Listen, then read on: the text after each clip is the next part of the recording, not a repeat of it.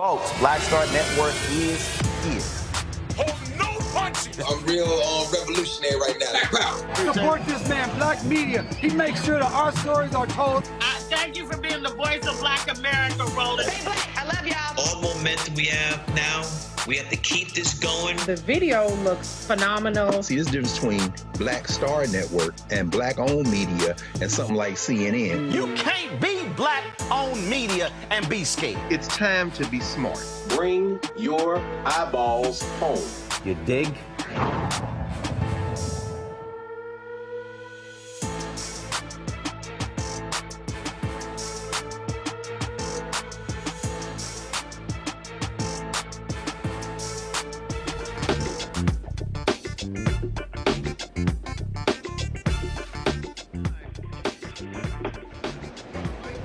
Folks, today is Thursday, July 18th, 2024.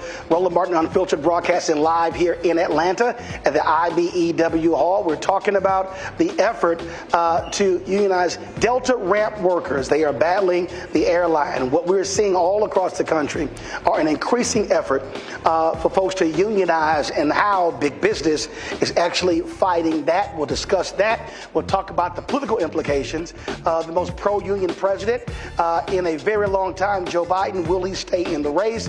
Your Vice President Kamala Harris. Also, the effort to mobilize and organize across the country. We have seen this happen with Starbucks and UAW and so many others. And so how has America changed its view when it comes to unions? It's time to bring the funk on Roland Martin Unfiltered on the Black Star Network. Let's go. He's got it. Whatever the miss, he's on it. Whatever it is, he's got the scoop, the fact, the find. And when it breaks, he's right on time and it's rolling. Best believe he's knowing. Putting it down from sports to news to politics. With entertainment just for kicks, he's rolling. It's on go, roll, y'all. It's Roland Martin, yeah. Rolling with Roland now. He's funky, he's fresh, he's real, the best, you know he's Roland Martin now.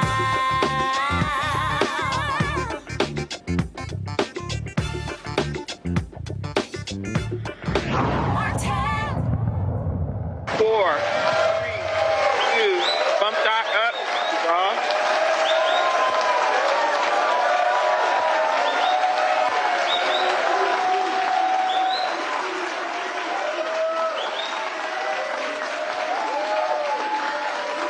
In Atlanta, the EW Hall, for a special presentation of Roland Martin Unfiltered.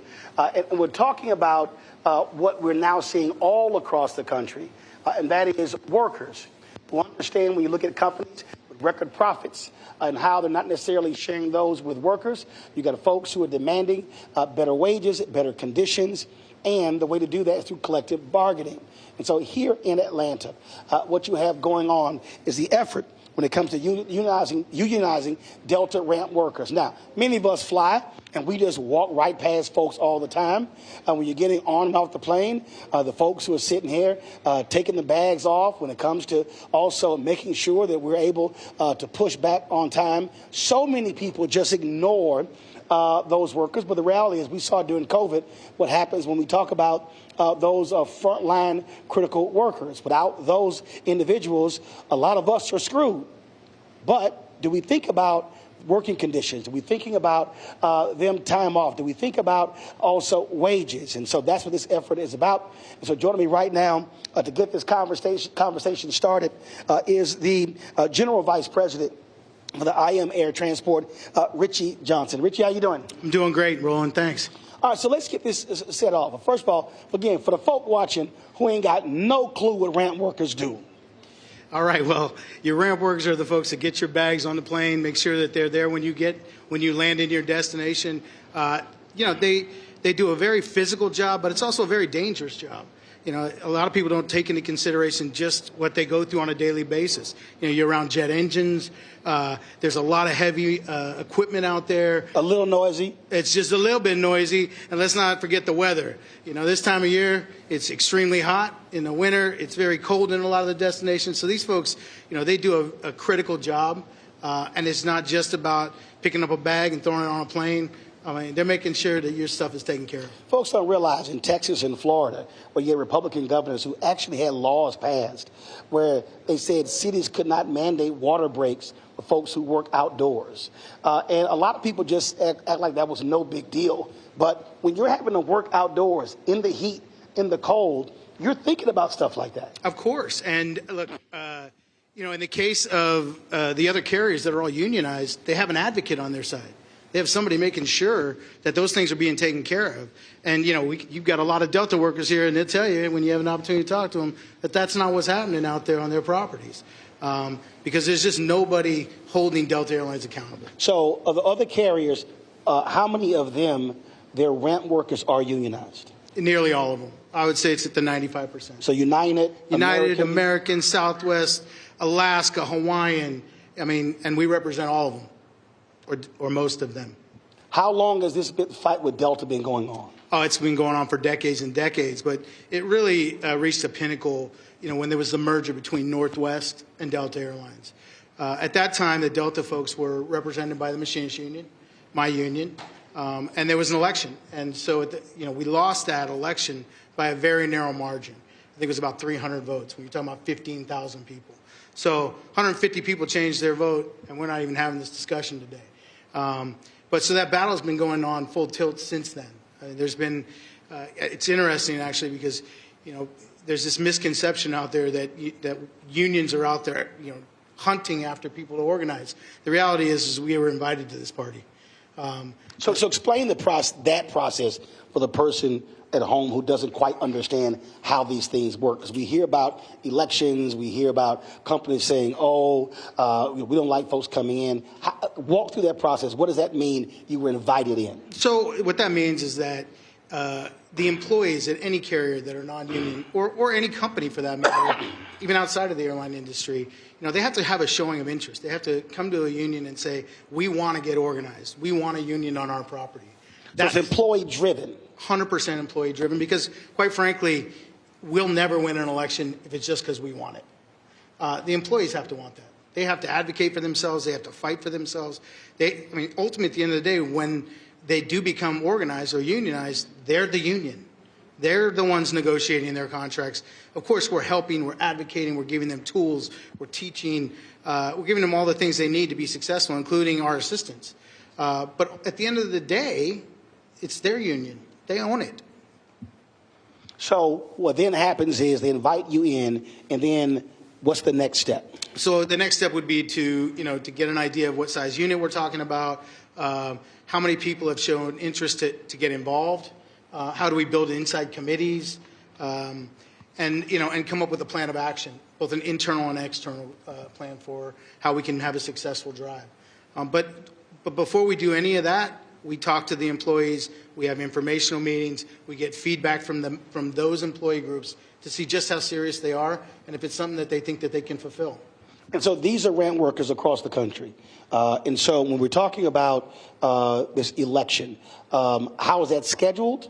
How does that process work? Yeah, it's a tough process because we fall under the Railway Labor Act, and that's no easy task. There has to be a showing of interest. 50% plus one of the membership has to sign a card saying that they want an election. And when you're talking about a Delta Airlines, you're talking about a very significant number. So basically, you got to have like a pre-election before the election. That's correct. So 50 plus 1% has to say, we want an election. We want an election. Now, we present those cards to the National Mediation Board, who governs the Railway Labor Act. They go through that. If there's enough cards, they'll call for an election. And then, once the election happens, I will say that the Railway Labor Act has changed a little bit over the years. In fact, under Barack Obama, it changed pretty significantly. It used to be you didn't necessarily have to have 50% plus one card signed. You could have less than that. You could have a significant showing of interest, and the board could decide to have an election. But in the election, you had to have 50% plus one in order to get certified. That means anybody that didn't vote was an automatic no vote. Now, under Barack Obama, that changed. He changed that. Wow, so anybody who didn't vote was automatic no vote? It was an automatic no vote. You had to have 50% plus one of the total group vote in favor of the union. Now, there's no democratic process in this whole country that is that difficult. That you wouldn't have, there'd be no elections. No one would ever get elected if 50% plus one had to vote for a single candidate. That sounds like a good idea in some places. Yeah, no, I wouldn't argue that with you. Go ahead. You know, I could think of a couple.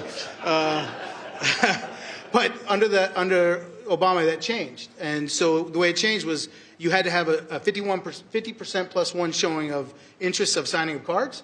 But when the election happened, it was a majority. And that was significant. Makes it getting to an election more difficult. But once you get to an election, those that participate decide who's going to be. So where are you in this process? Where are you right now? You know, I'm really glad you asked that because I think this is. Of course, I was going to ask that. Yeah, well, I was hoping, and if you weren't at commercial break, I might have mentioned, hey, you know, I could really use this question. This ain't my first rodeo, Richie. Well, now I know. Look, it's really important that this question is important because it's important for the Delta employees to hear this answer. Under the Railway Labor Act, the cards you sign are only good for 1 year. Okay, they're good for 1 year, then they expire, and you have to sign another card. That is very difficult when you're talking about 19,000 people in 46 different locations. Wow. Yeah, it's significant. And so this group of people that's sitting in this audience today, you know, I have to give an enormous amount of credit to both the Delta employees and the folks that are out there organizing, because we started this in November of 2022. And since that time, we have actually collected from the number of people we would need to have an election. More than 8,500 people have signed a card, which is a big deal. That's a big deal because, you know, they need to take ownership of that, and they need to know part of the problem with this 1 year bar. If we had 2 years, we'd be having an election today. The people's choice would have been made to go to an election. But because it's a 1 year, people get discouraged. They get tired. They sign a card and the card expires and it's been 15 years. Are we really ever going to have an election? What's the point? The point is sign another card because you're there. You did it. You got there. You made it. You got the cards you need. We get those people to re-sign their cards. We're having an election next month. So start November 2022. So expired November 2023. That's so correct. It all starts over again. So for those cards, we got to sign new cards. That's correct. They have to get a new card on file. Right now, you're in the middle of the window from November 2023 to this November. No, that's not correct. Because a lot of those cards we've gotten re-signed along the way. Got it. So part of our campaign is when a card expires to try to get out there and get people to sign another card. So no, we don't. The cards that were signed in November of 2023. You know, a lot of those have been re-signed. Got it. But not enough for us to have an election. Right. So between now and November, well, that's what I'm saying. So you have a year. I mean, the cards get signed every month, right? Okay. So there'll be cards that fall off along the way, right? And we have to get those re-signed as we go. Some people didn't sign cards in November. So what number are you trying to hit right now? We want to hit at least 9,000.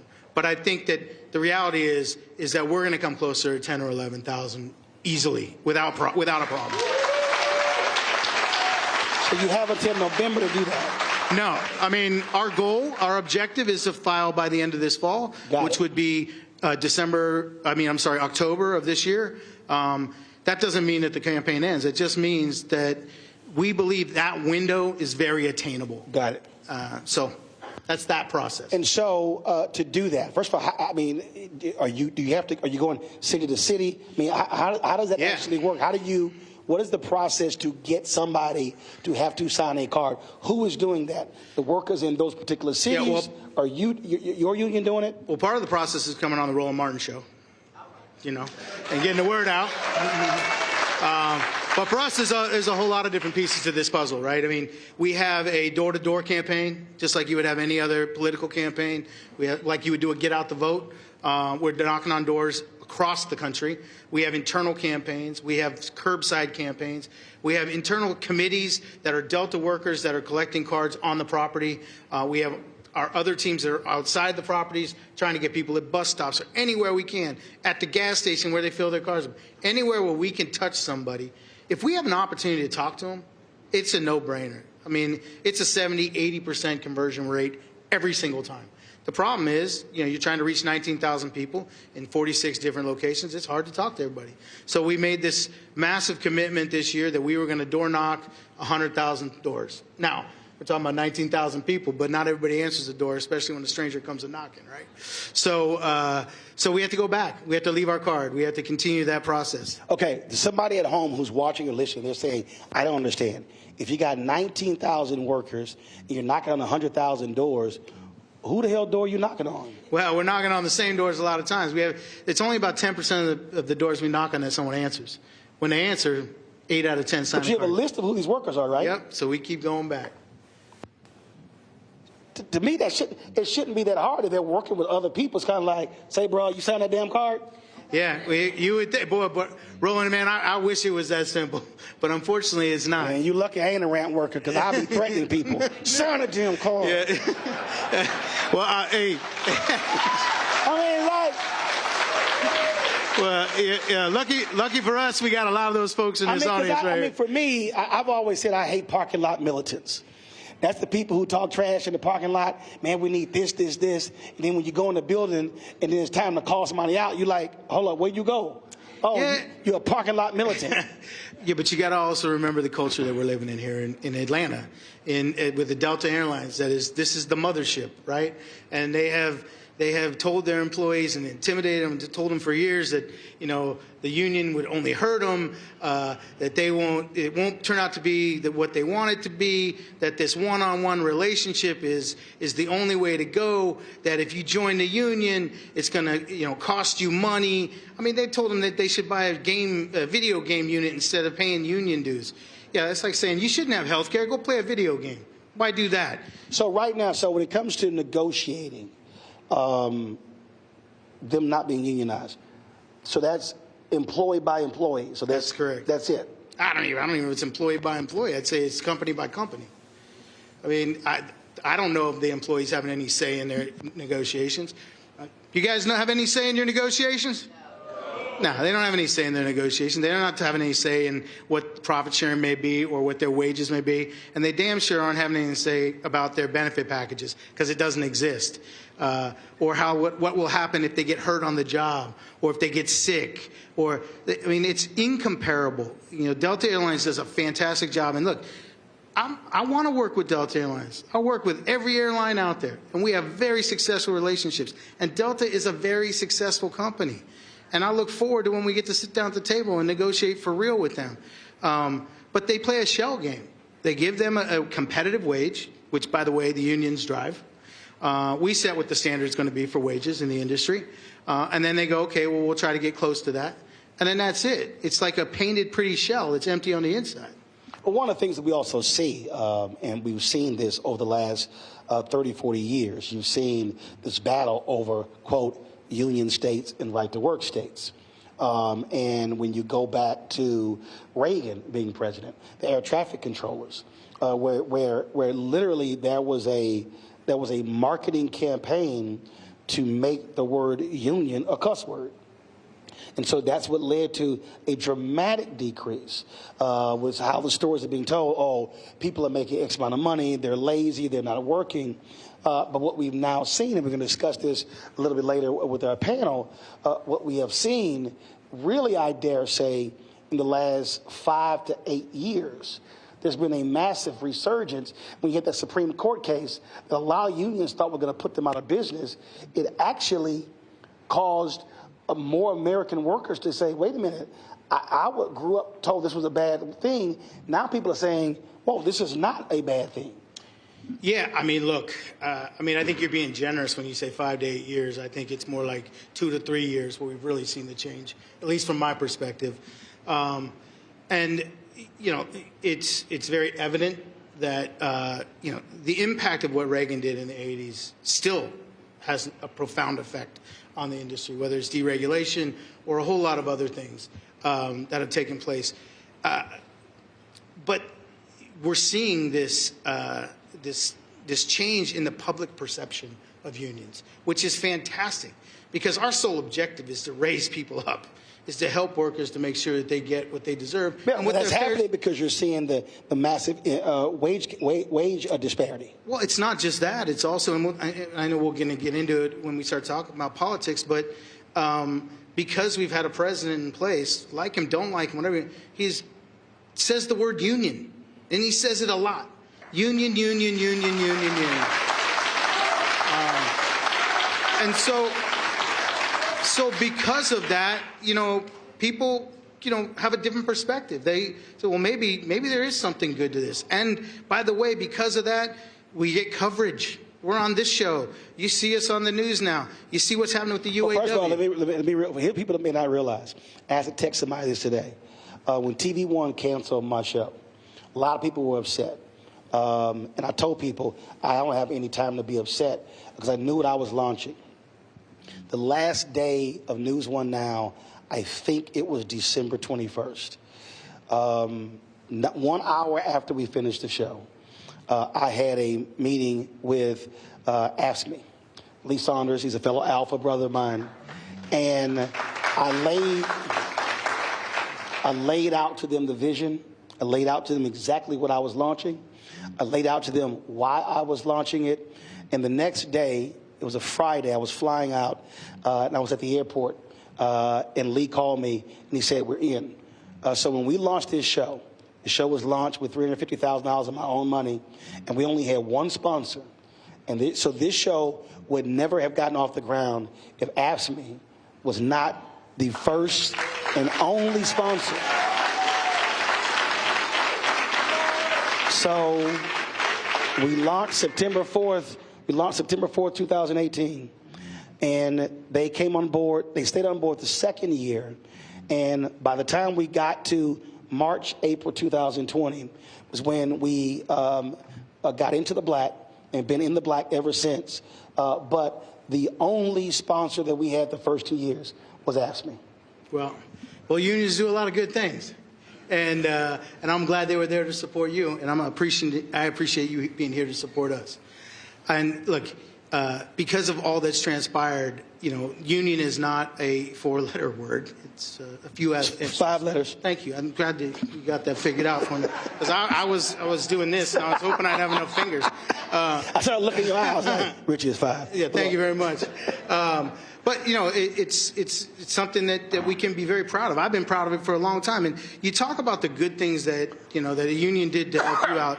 And look, there's no other industry that's been more impacted by unions than the airline industry. I mean, quite frankly, most of these airlines would not be in business today if it wasn't for what the unions have done to keep them in business. Right. Now, that's not my opinion. That's not something I go, oh, I feel this way. That is just a fact. And I've been around a long time. This will be my 36th year in the industry, and I've been doing this for 25 years. And so I've seen bankruptcies, I've seen the restructurings, I've seen it all in this industry.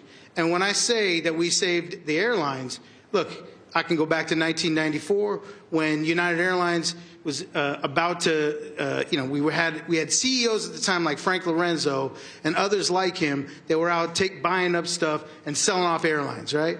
Well, there was a guy at United named Stephen Wolf. He was going to do the exact same thing. It was the union, the Machinists Union and ALPA, that with their members, their employees, bought that airline, 51% of it, to keep it in business, and it exists today because of the unions. It doesn't stop there. That's 1994. In 2001, after we had, this horrific World Trade Center, just horrible moment in our history, the airlines were about to go out of business. Yep. It was all unions that went into courts and restructured their contracts to keep them in business. That wasn't, a little thing. That was a big thing that kept all airlines, American, United, the megas out there. We kept them in business. And just as recently as the COVID pandemic, it was the unions that went to Congress and the unions that went to the government and said, we need airline bailout or they're going to go out of business. And they would have been out of business very quickly. The unions saved the airline industry. those are just facts. Those are just facts. I mean, like it, don't like it, we have a place in this world, and it's to lift up the workers. And part of that thing to bail the airlines out and to get them money so they would stay in business, one of those conditions was to make sure that nobody got furloughed. They couldn't get any of that bailout money if anybody went to the street.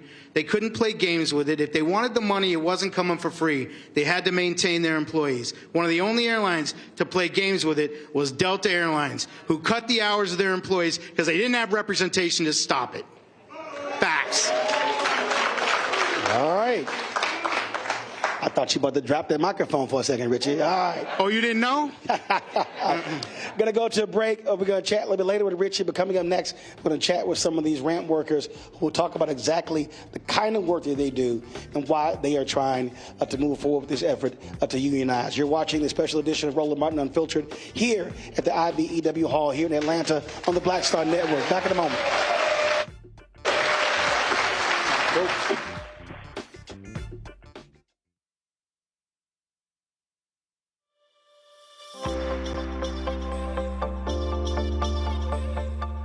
Hi, I'm Danny Glover. Sign your IAM card today. Why? Because unionization means representation.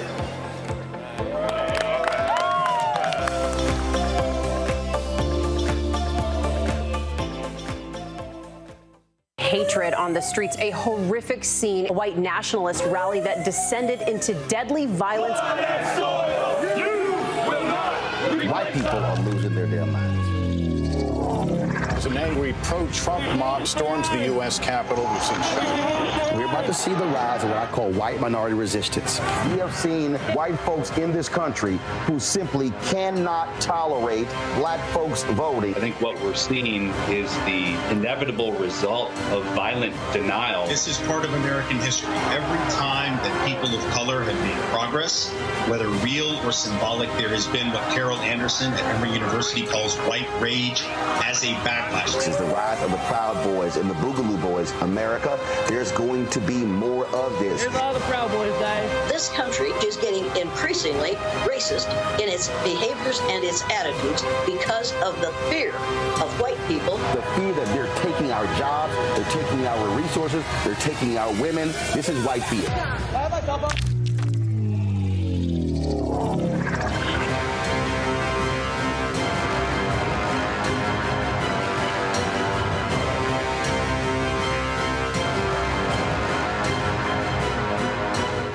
Talk about blackness and what happens in black culture. We're about covering these things that matter to us, speaking to our issues and concerns. This is a genuine people-powered movement. There's a lot of stuff that we're not getting. You get it, and you spread the word. We wish to plead our own cause. Too long have others spoken for us. We cannot tell our own story if we can't pay for it. This is about covering us. Invest in black-owned media. Your dollars matter. We don't have to keep asking them to cover our stuff. So please support us in what we do, folks. We want to hit 2,000 people, $50 this month, raise $100,000. We're behind 100,000, so we want to hit that. Y'all money makes this possible. Check some money orders. Go to P.O. Box 57196, Washington, D.C. 20037-0196. The Cash App is $RM Unfiltered. PayPal is R Martin Unfiltered. Venmo is RM Unfiltered. Zelle is Roland at RolandSMartin.com. Me, Sherry Shepard, and you know what you're watching, Roland Martin Unfiltered.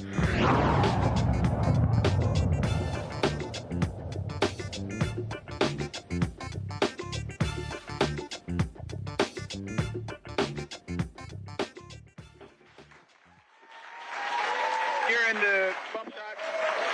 All right, folks, welcome back to Atlanta. We are here, of course, so we're going to chat with some of these Delta ramp workers. On my far left, Dan McCurdy. He's been a 26-year worker. So glad to have Dan. Earl Hunt, 27 years. Gameli up here, he's a young in 5 years. We got Amanda Goodman-Berry, 26 years. Flex McGee, 24 years. All right.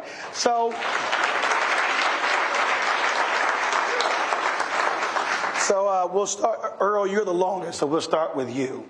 Again, for the folk who don't, and again, who don't understand, your typical workday. My typical work day, I work on mid shift, so I'm a ramp agent. So my primary responsibility is to make sure aircraft comes into the gate safely, we load and unload in a safely manner. We have guys working on the inside in operations that's doing weight and balance to make sure the plane is balanced at a particular weight so the plane can take off at a safe rating. Manual labor work, offloading bags, offloading and unloading cargo, mail and freight. We have to do it in a safe manner to make sure our customers have a departure on time. Amanda, it's always interesting because, again, I always say we go through this life and a lot of people don't see people who literally right in front of them. They don't necessarily think about how these things actually get done. So for you, walk through what you do in terms of and what that job is. Thank you for the question, Roland. What I do on a daily basis, I work in what we call the bag room. So when the bags come down from the top, they come to us. And it's our job to ensure that when your bag comes to us, no matter first class, domestic, no matter what it is, our job is to get that bag out 40 minutes prior to that departure so that, one, the aircraft can go out on time, and to make sure that we get it to the ramp, which is these guys who load the bags. So my job... Like my golf club. That's your golf clubs, yes. And that is in our oversight. Some of y'all heard about that, huh? Some of y'all heard. I'll make sure when I see yours. Every airline I fly, they be like, your bag's good. Your golf bag good. They don't want you tweeting stuff. Absolutely. Absolutely. Absolutely. And in the bag room, that is a part of our oversize, which is to make sure those golf clubs, those heavy pieces get to the aircraft. So there's so many different things in that bag room that is running that the public really don't know. And it is the workers who's getting those bags out there to you guys. We do that every day. Rain, sleet, snow, or shine. We make sure we get out there and get those bags out so that you can have an on-time departure and your bag can meet you when you get there. You know, Dan, it's funny. I've flown a lot, and so I'm like 800,000 on Delta, 1.2 million on United, like 800,000 on American, and it trips me out like when the storms. And people be on the plane and they're like complaining, man, why can't we take off? And I'm like, fool, there's lightning in the area. The workers on the ground can't be on the ground when there's lightning. And then because I also play golf, you typically have to wait 30 minutes after the last lightning strike to come back out. And again, that's the stuff that a lot of folk, they never think about.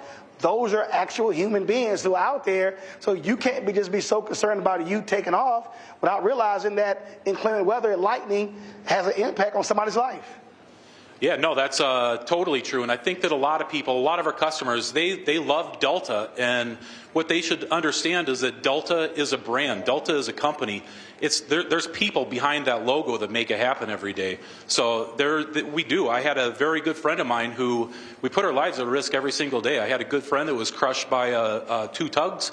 That was like 5 years ago. And he hasn't been right since. Like he's messed up for the rest of his life. Wow. So, yeah.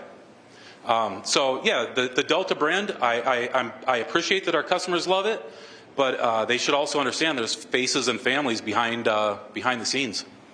And Flex, and when we talk about it, faces, I mean, we're talking about not just workers. We're talking about health care. We're talking about days off. We're talking about bonuses. I mean, just like every other person in terms of on their job, there are things that if they say, I do a great job, I want to be compensated for that. That's really what we're talking about here. Quality of life when it comes to their work. Yeah, quality of life when it comes to work. I mean, that's important to every worker out here nowadays. Nobody wants to come to work and feel super stressed to do their job. Currently, in our situation, many of our employees or my coworkers, we're all super stressed to actually make the metrics that are set forth by the company.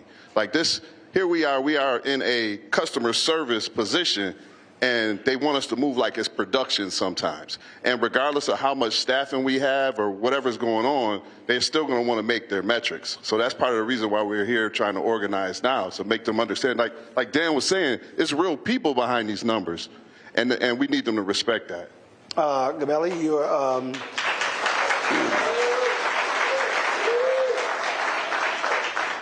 you're the youngin' on this panel. So for you, what has your 5 years been like? My 5 years has been interesting. Okay, anytime somebody start off saying it's been interesting, they trying not to really go there. So how has it been interesting? It's been interesting because I've done ramp work before for another company, another Fortune 500 company that had a union. So it was real eye-opening for me when I came to Delta and see a company without a union. What's the difference? The equipment, staffing, healthcare, basic respect. I can go on, but those are just a few of the things that was shocking to me when I got and I'm sure you're sitting there going, man, over here they like, look, dog, we ain't trying to hear all that, okay? We ain't got, just see, you probably had them conversations. And that's the challenge with a lot of my coworkers because for a lot of them, it's the best job they ever had. So when you say it can be better, a lot of them don't believe you. And the other shocking thing is when some of my coworkers who are anti-union, I've been in a union before, so I know the benefits of having the union protection, and I'm telling you it's better, and they will argue you up and down that it's not better, but they've never been in a union before. So that's always shocks me. So for the 5 of you, how have y'all dealt with that? What have those conversations been like, you trying to persuade your coworkers to go along with this? Anybody can jump in. Well, I know in Philadelphia, it's not really that difficult because Philadelphia is basically a blue-collar city. So, an example. So you're in Philly? Yes, I'm in Philadelphia. You? I work here. Atlanta? Minneapolis? Atlanta. Minneapolis, okay. Go ahead, Earl. For a prime example, when I was Northwest many years ago, half of my career is 14 years has been with Northwest. The other 13, 14 has been with Delta. It's always, when I was with Northwest, where we used to have teachers, policemen, firemen. They used to take this as a part-time job, and they used to work there for many years, 10, 15 years on a part-time basis. When the merger came, and we had lost the union, like Richard was saying, probably about 300 to 500 So you had a votes. union at Northwest? Correct. Go ahead. We had a union at Northwest. We was fully unionized. 6 to 7 work groups was fully unionized. So what happened was when the merger came about, by federal law, there had to be a union election for the survival if the union was going to survive the property or not. So we had lost roughly 300 to 500 votes. Then we had to transition over to Delta into the non-union world. So what happened was, when that came about, all of our work rules, all of our benefits that we had with Northwest was basically gone. For an example, in the Northwest world, we used to have what was called OJI, or on-the-job injury. And what it is, every time you swipe in, you will get an accrual of a certain hour, and it builds up into a bank. And that OJI, that on-the-job injury, was used for if you got hurt, you will get compensated. We used to have sick time at Northwest. Same scenario. You come into work, you swipe in, and it's accrual. It's a bank of hours. When we came over to Delta, it was basically gone. Delta, and the type of work that we do, all 5 of us on this panel, it's a manual labor. It's a labor job. It's physical. Correct. It's a labor job. So when people are stuffing them bags, somebody has to lift, carry, toss, all that. Correct. And when we transition over, Delta workers have no sick time. Delta workers have no OJI time. No sick time? Correct. No sick time. No OJI time. So what happened was when we came over, when the union was voted out and we transitioned to Delta, whatever hours that we had, I'm not sure what the math, Dan, I think you can really get to me on that, is that it was a calculation where it got converted into certified time. But that's something that you will really never use. So our sick time and our OGI time was basically gone. So what Delta uses is called PPT, paid personal time. They use it for anything. If you call out sick, it goes off PPT. If you want to leave early, it goes off PPT. But we don't have a true sick or OJI time. And that's the same thing if you go on short-term disability. We only get 60% of that. 40% is being withheld. So I was hurt. 40% of your salary? Correct. Got it. It's just only 40% of your salary. So, I'm sorry, 60% of your salary. You're only getting 60% of your salary. Right, 40% is being withheld. Yes, it's being withheld. So for a job that we do every day, and then you're only getting 60% of that, that's unacceptable. And that's been going on for years. So have you had these conversations with workers, and what is that, have you dealt with the resistance from some? Actually been on injury myself, and I'm dealing with that now because I'm on 60% of my income because of an injury to my hand. It is detrimental to the workers to understand that 60% can run you into almost bankruptcy. It can run you into because your bills still 100. Your bills are still there. All your nothing changes with your life outside of Delta, but your income changes. So it is very important to understand what we're fighting for. We're fighting for our lives. We're fighting for our livelihoods. We're fighting for those benefits that are so rightfully needed right now. This is not just a fight for the youth. We're fighting because we deserve. It's not that we're asking Delta to give us anything. We've earned it.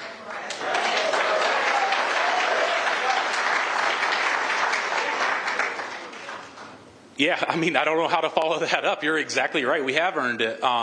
These employees, back when we had the union as well, when you have OJI time too, and you're off for an extended period of time, you still have a payroll relationship with the company. So you're still getting your accruals as you're doing it. So also whenever you're out on a disability, a short term or whatever, you're not still getting those accruals. So it's better. And one of the things that happened is for the good employees, like at Northwest, if you were a really good employee and you build up your sick time, you didn't burn it, whatever else, your OJI, you were working through your injuries and you saved it, Delta completely wiped out our OJI bank. They zeroed it out. Some employees had like up to a year on the books, and they completely zeroed that number out. That's real money that these employees deserve to have in their pocket, or at least something to fall back on if they did get injured. When you talked about the conversation, and you're absolutely right, and we've seen this in other efforts with Amazon, with UAW, and others. You've had pastors and other people say, oh, no, don't do this. Because for a lot of people, it's fear. There's the belief that, oh, if we do this, I'm going to lose my job. If we do this, we're going to see massive losses. And so there are folks who say, I would rather not go down this path than the chance that. And so how do you talk someone beyond that? Well, first of all, I tell them it's ridiculous because Delta is already a union company. Our pilots are unionized, our flight dispatchers are unionized, and our co-workers in Canada doing the exact same job as us are unionized. But upper management from Delta likes to make it seem like if we form a union, the company's going to go out of business. So I think the flight attendants are also trying to get unionized too, right? Yeah, they're. So your point. So the point you're making. So the point you're making is not like there's no union whatsoever in the whole company. Exactly. And other thing I find funny is when you look at in our industry, we are the best. That's without a doubt. If you look at all the metrics, on-time arrival for baggage, fewest cancellations, and it's us doing it. But when you look at the benefits and the pay, we're like third in a lot of them areas, or second, or close to the top. So your deal is, if we're number one, we should be number one in pay and benefits. Exactly.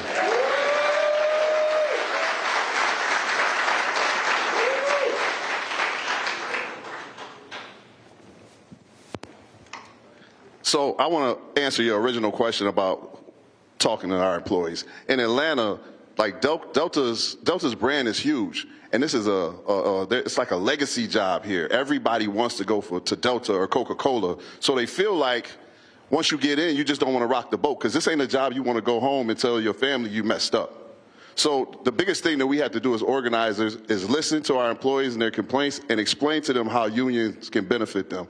Education is the main part. Listening is the first thing, but education is the next thing you have to do to educate our co-workers on the advantages of having a union. Like you hear my brothers and sisters up here tell us about instances of OJI and sick time and how we're number one. We hear this stuff, but people don't always understand how our job plays a part in that.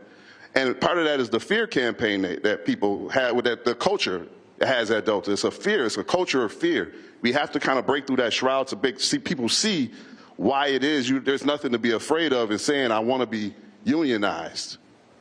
Have any of you leaned on your fellow workers for other airlines to help explain to folk what life is like for them with a union and without? Have you done that? Anybody? I think Dan would be good at that one. Yeah, I mean, our sisters and brothers at the other airlines are helping us out every day to educate our coworkers around the system. And I mean, the beautiful part about it for us is that 4 out of the 5 of us are pre-merger Northwest Airlines. So we've lived basically half of our employment lives as unionized workers, and then we've lived the other half as non-union. So if unions were so bad, you'd think that we would really be trying to go back and pay dues. And it's kind of funny, I mean, the company does all these talking points, like trying to scare the employees away from joining the union and these things. But the IAM is also, they commit to every new group that you're not going to pay 1 single penny in dues until you've negotiated a contract and you voted on to accept it. So would you ever agree upon a contract that is not going to be more than what the dues gets you?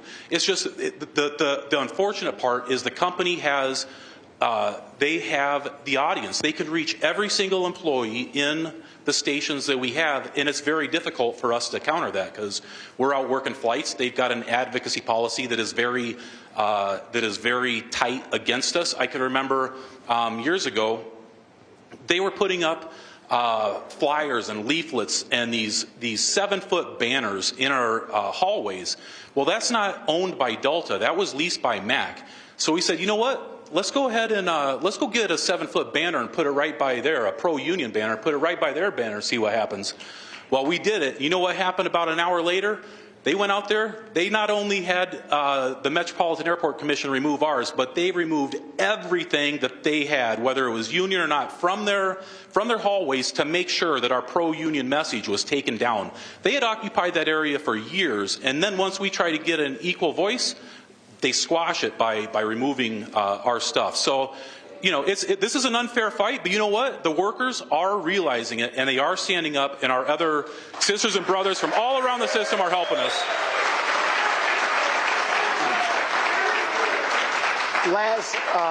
Last question for you. I talked about this with Richie in terms of how there's a public perception. So among your friends and family who are even not in the industry, what are those conversations like? Are you seeing a change in how they perceive unions when you're having this conversation? I know, like for me, like my family knows, and my friends, they know how passionate I am about this. So when I come and I start telling them stories and everything, they fully understand and support the fight that I'm in. As far as it doesn't change, like if they're going to fly with them, but it does say they will go out and they will support my movement by sharing posts or talking to other people about it. Or if they, like my mom will see somebody, when she visits here, she'll see somebody, they go Delta worker, like she be kind of like, go get him. You know what I'm saying? You know him? So we like, I do get, for me personally, I do get that type of support from my family and friends when it comes to the fight that we're in. And I'll just add to that 100%. My family truly supported because we come from a labor family. We come from farms. We come from Mississippi. And so that played a critical role in our lives every day. So when my family and I were talking, they're like, go get it. go get what you guys earn. Go for it. And that is important because we need that from not just our families, but our family that's sitting out here in front of us today. These people, we're an amazing group of people, and we just deserve to be rewarded for our amazingness. We are amazing. And give yourself a clap in hand, because we are. Earl? My thing is, it must be in my blood, because I had 4 uncles that were in the airline industry, U.S. Airways, U.S. Air, and same thing. My wife, when I come home, she asked me questions, what's going on? I said, it's a calling that I have to do, because when I was Northwest, we had a voice. The workers had a voice in the workplace. I experienced that with Northwest. In the Delta world, you don't have a voice. You know, the company says the employees fuel the success. Well, if the employees fuel the success, let the company be neutral. Let us have our part and have this campaign go the way we either will vote the union in or vote it out. Give us a neutrality. That's what we ask for. Go ahead. And I like what Earl said, because the last couple years we went to the shareholders meeting, and a major shareholder at Delta introduced a neutrality agreement, neutrality clause, and Delta voted down. So to me, if you really respect your workers and you're progressive like you say you are, and you make these donations to the King Center, all that's great. But, and DEI is a buzzword now, but to me, the best practice of DEI is with your current workers. All right, Dan, go ahead. Final comment, Dan. Yeah, I just wanted to say, it's about employees having a voice. Like, voting is a fundamental right in the United States to solve an issue, and that's the only thing that we're asking for, is quit interfering in our right to decide whether unionization is right for us. Let us vote. Let us decide. And it's curious that they don't want us to have a voice, because they do things in the workplace, like bump caps. Seriously, these are plastic helmets, basically, that we wear on the skull of our head. And we all know how hot it's been getting out here. I sincerely, I'm not just saying this, I'm not throwing it out there, but I sincerely believe that somebody's going to die of heat stroke from this thing. And I think that the company has us wear these things because I believe them that it probably does reduce bumps and cuts to the head. I understand that, but I can tell you that I would rather have 5 bumps to the head, 10 bumps to the head, 50 bumps to the head, rather than die of heat stroke one time. So give us a voice. Like, we want to be part of the decisions that are made. Let us have a seat at the table and be treated like the adults that we are. All right.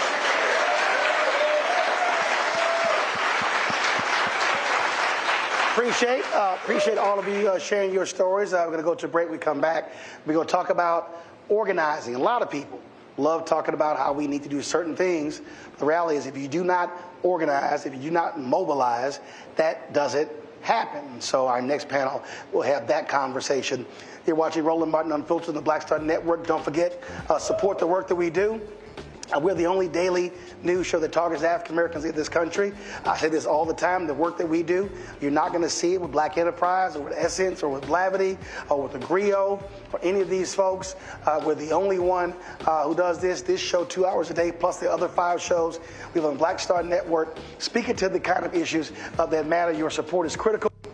So many of these companies, you see their ads running on Fox News and CNN, MSNBC, but they don't support Black-owned media. So your support is critical. So join our Bring the Funk fan club. Check in money orders, P.O. Box 57196, Washington, D.C. 20037-0196. Cash App is $RM Unfiltered. PayPal is R Martin Unfiltered. Venmo is RM Unfiltered. Zelle, Roland at RolandSMartin.com. Roland at RolandMartinUnfiltered.com. Download the Black Star Network app. Apple phone, Android phone, Apple TV, Android TV, Roku, Amazon Fire TV, Xbox One, Samsung Smart TV. And don't forget to get a copy of my book, White Fear, How the Browning of America is Making White Folks Lose Their Minds. Available bookstores nationwide. We'll be right back.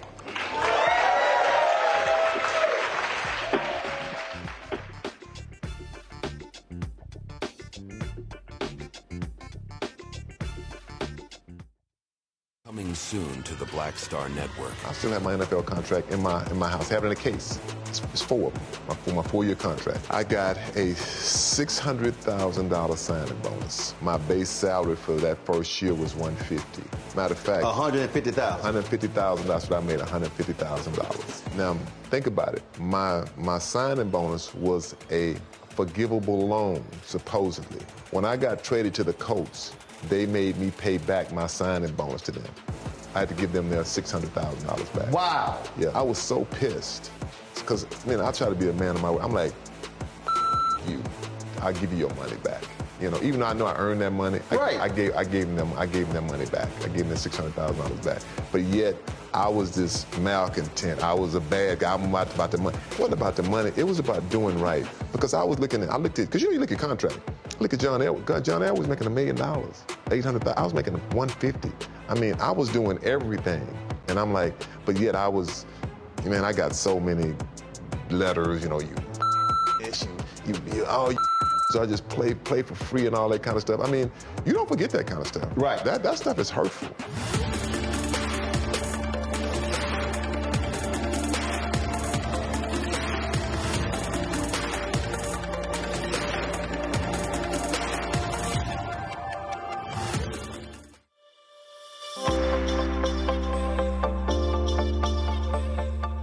Hi, I'm Danny Glover. Sign your IAM card today. Why? Because unionization means representation.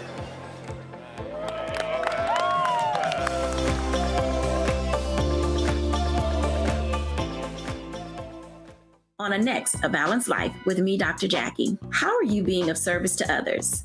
Doing for someone beside yourself is such a big part of living a balanced life. We'll talk about what that means, the generation that missed that message, and the price that we're all paying as a result. Well, now all I see is mama getting up in the morning, going to work, maybe dropping me off at school, then coming back home at night. And then I really didn't have any type of time with the person that really was there to nurture me and prepare me and to show me what a life looked like and what service looked like. That's all on a next, A Balanced Life with me, Dr. Jackie, here at Black Star Network. Hey, it's John Murray, the executive producer of the new Sherry Shepherd Talk Show. You're watching Roland Martin Unfiltered.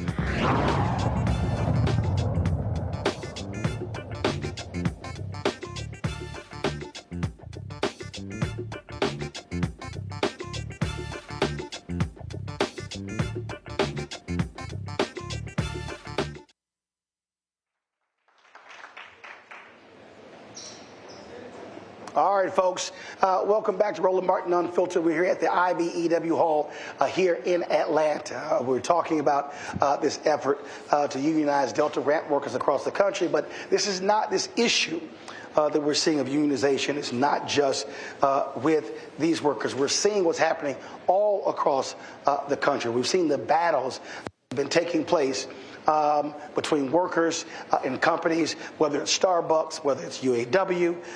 We can go on and on and on what we are seeing. You're seeing right now where a lot of these billionaires are literally trying to get the Supreme Court to rule against the National Labor Relations Board. And so people need to understand what is going on here. This is also a political battle between folks who are Republican, conservatives, and folks who are Democrats and progressives. And so don't think for a second where you hear lots of stuff this week out of Milwaukee talking about workers and why they matter. That's a lot of BS that's happening at that convention as we speak. My panel right now, folks, Deborah Scott, she is the CEO for Georgia Stand Up. Yvonne Brooks, she's the president, Georgia AFL-CIO. And back of the panel is Richie. Richie Johnson, IAM Air Transport General Vice President. So let's talk about really the condition that we are seeing right now. Starbucks is a perfect example. They literally tried to shut down stores because the stores tried to unionize. You have folks who are billionaires who are putting a level of demand on workers across this country. We saw there was a recent vote where you had the governor of South Carolina weighing in on these efforts. You've got politicians saying, oh, this is going to kill us because a lot of these southern states, they're trying to attract major companies, Boeing and automotive companies as well. And so what people have to understand, you have regular, ordinary people who are going up against major corporate interests and billionaires who do not want to see workers mobilizing and organizing. So first I would say, when our rights are under attack, what will we do? What will we do? Stand up and fight back. That's what we're going to do, is stand up and fight back. We are in the home of IBEW, but we're also the home of the South. Everything that happens in the South starts here in Atlanta. Atlanta influences everything. So we know Delta comes to Atlanta. We know these workers deserve a union, and we're going to keep fighting for it. We are part of the community, and the community stands with you. When I see IAM, I remember Martin Luther King saying, I am a man. I am a human. I am a woman. So what we see is that you are deserving of a union if that's what you want. We support you. You can't win this alone, and we stand here with you. We believe in organizing, mobilizing, and strategizing, and this is the perfect time. This is an election year. So as you sign those cards, those union cards, also make sure you register to vote and get it done.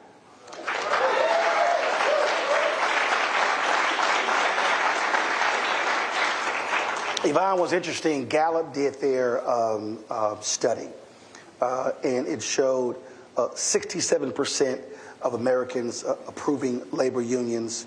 And it also said a third of Americans, 34%, believe today, compared to 19% 5 years ago, that unions should become stronger. And so when you look at that number, it's been hovering anywhere from 67 to 71%. Unions have not enjoyed that level of support in more than 50 years. What do you think is causing that? Well, I think it's there's an attack on workers. I think during COVID, it kind of heightened everybody's awareness that we are working in dangerous times and that the employers are not respected. So I come out of the union AFSCME, all right, Lee Saunders. And one of the first things that we were taught when we came in the union was about the I Am a Man, the Memphis strike. It was community and labor and the clergy coming together. Folks are starting to realize, and why is that important? It's important because the people that work in these industries also go to those churches, participate in those clubs, coach soccer teams. And so if they don't have the time or the respect from their employer to get that time to go and help and be in those communities, then it becomes a problem. And people are understanding that they are worth more. And I know we talk about wages and working conditions, but the most important thing to me is safety. And when we hear about these organizing campaigns, because they call my office all the time asking for a union, we don't call them, as they said, Richie said, we don't go hunt them out, they hunt us out. And once they call, their biggest thing is that I'm not being treated fairly on the job, it's not safe here, that, you know, I'm dealing with electricity, but there's water coming in, you know, common sense things. But if you don't have a voice, then you're afraid. So I think people are getting their voice. They're sick and tired of being sick and tired. And they're understanding their power because they have power. These Delta workers have power because they have come together and they have not. I've been in this position or a position similar to this for the last 13 to 14 years. And these Delta workers have not stopped. They continue to go on. If a card expires today, they go back out and get it today. If it expires tomorrow, they go get another one. But they're up against a big company, and it takes away their power. And it's the same thing that those sanitation workers were up against in Memphis. And Dr. Martin Luther King stood up for them and said, these are our community, so we have to stand up with them. And it's the same theory, and we continue to work. And as you know, it's not just about unions.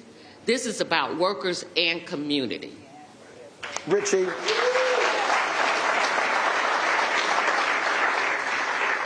6 years ago on June 27th, the Supreme Court Janus decision came down. That was Janus versus AFSCME.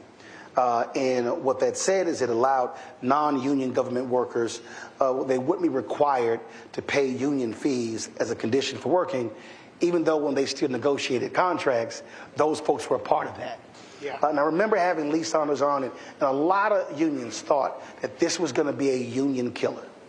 One of the things that he said that what it did was it forced unions to have to stop being lazy and tell their story. It forced them to be more aggressive in being able to explain to people, to hit the ground. And that's one of the reasons he said we've seen the resurgence. Control room, pull a graphic up if you already have it. I want to show this here to the folks at home so they can understand the change that is actually going on. And that is the high point of Americans approving unions was in the 70s, in the 50s. It was at 75%. Reagan comes in 1980, it drops to 55%. It goes below a majority for the first time around 2010. Then all of a sudden, it begins to go up. So now you have anywhere from 67 to 71%, almost as the highest point ever where Americans are approving of unions. I absolutely believe that wage disparity is playing a part of that. And what you're also seeing is a younger generation that has heard all of this stuff for 20, 30 years, how bad they are. They're now going to the workplace going, hey, what the hell? This ain't bad. Just your thoughts on how you've seen, again, this massive shift, and now we're seeing more places begin to really focus on how do you have collective bargaining. Yeah, I mean, I think that, look, messaging is a big part of it, and you hit on the fact that, unions had to, take a more proactive approach. Look, it's not inherent in what we do, and I think that it's gone by for a long time where, there's so many fires to put out that you put this fire out and you don't worry about saying, hey, look at what I just did. Look what we do as a union. You go, I got these other 20 fires I got to go deal with. And so traditionally, we haven't pounded our chest and sung our song and sang praise to us and other labor groups about the job they're doing. And you're right, it's forced us to have to do that to some degree so that people know the value. But I also think that, look, I said it earlier that, look, when you have somebody at the top that's saying join a union and praising unions, it gives other politicians some freedoms as well. And when you see the popularity or the approval rating of unions at 70%, well, suddenly, look, I'll give you this example. At Delta Airlines, we're doing things that we've never done before in this campaign, which is to ask politicians to come out and support us. Well, we've asked in the past and gotten from some of our biggest supporters, kind of the shoulder shrug. And it hasn't happened. And so, but this go around, it's different.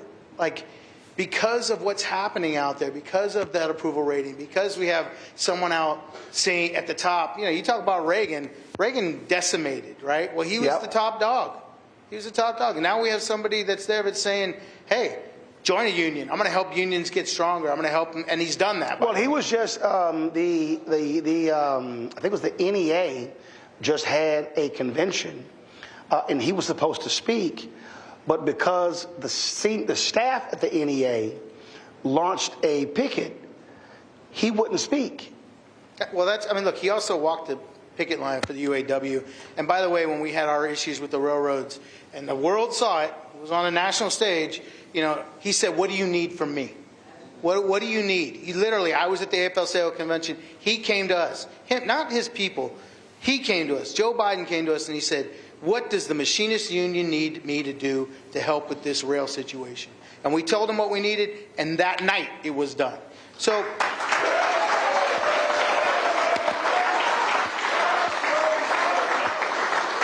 when we asked Delta, we asked congressmen and women to support us in this drive, we weren't sure what we were going to get. But you know what we got? 150 congressmen and women that signed a letter of support asking for neutrality.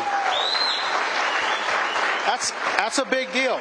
And I mean, I could say, and I can say proudly too, that it was not just Democrats. There were 5 Republicans of the 150, 145 Democrats. Just saying. But there were 5 Republicans that have fought for us, and when they fight for us, we'll support them too. And then we asked the Senate to do the same. And the senator out of California, LaFonza Butler, senator from California, she spearheaded it. We now have 28 senators that have signed on to this, including the senators here in Georgia, Senator Warnock and Senator Ossoff,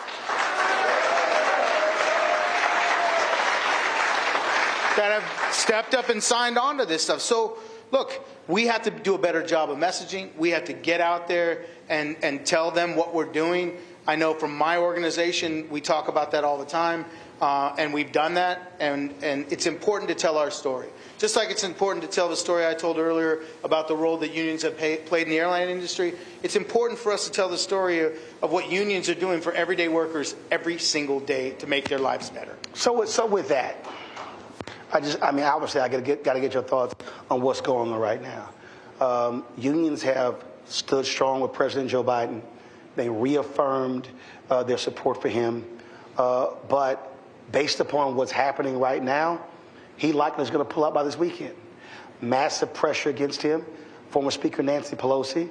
Washington Post has a story saying that essentially Obama thinks he can't win.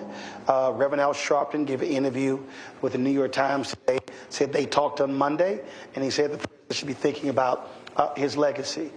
And so what do you make of literally the most pro-union president in decades? Somebody who has done amazing things. You talk about the Teamsters pension. If you talk about with the railroad workers, all of those different things. You have a battle, a war going on right now, and it's not just a war for a lot of Democrats, donors trying to get him out. I've been saying this here. They also want to get Kamala Harris out. So I'll start with you. What do you make of what's literally in front of us, where they could make it a lot easier and hand this nation over to Donald Trump and MAGA? Well, let me first start by saying I am nonpartisan. Georgia Stand Up is nonpartisan, right? But which means you can endorse, but you can analyze. Yes, I'm going. Yes. So. What I would say is the value proposition is really the voters and the people. It's really about the people and the power that they have. They have the power to elect whoever they want to,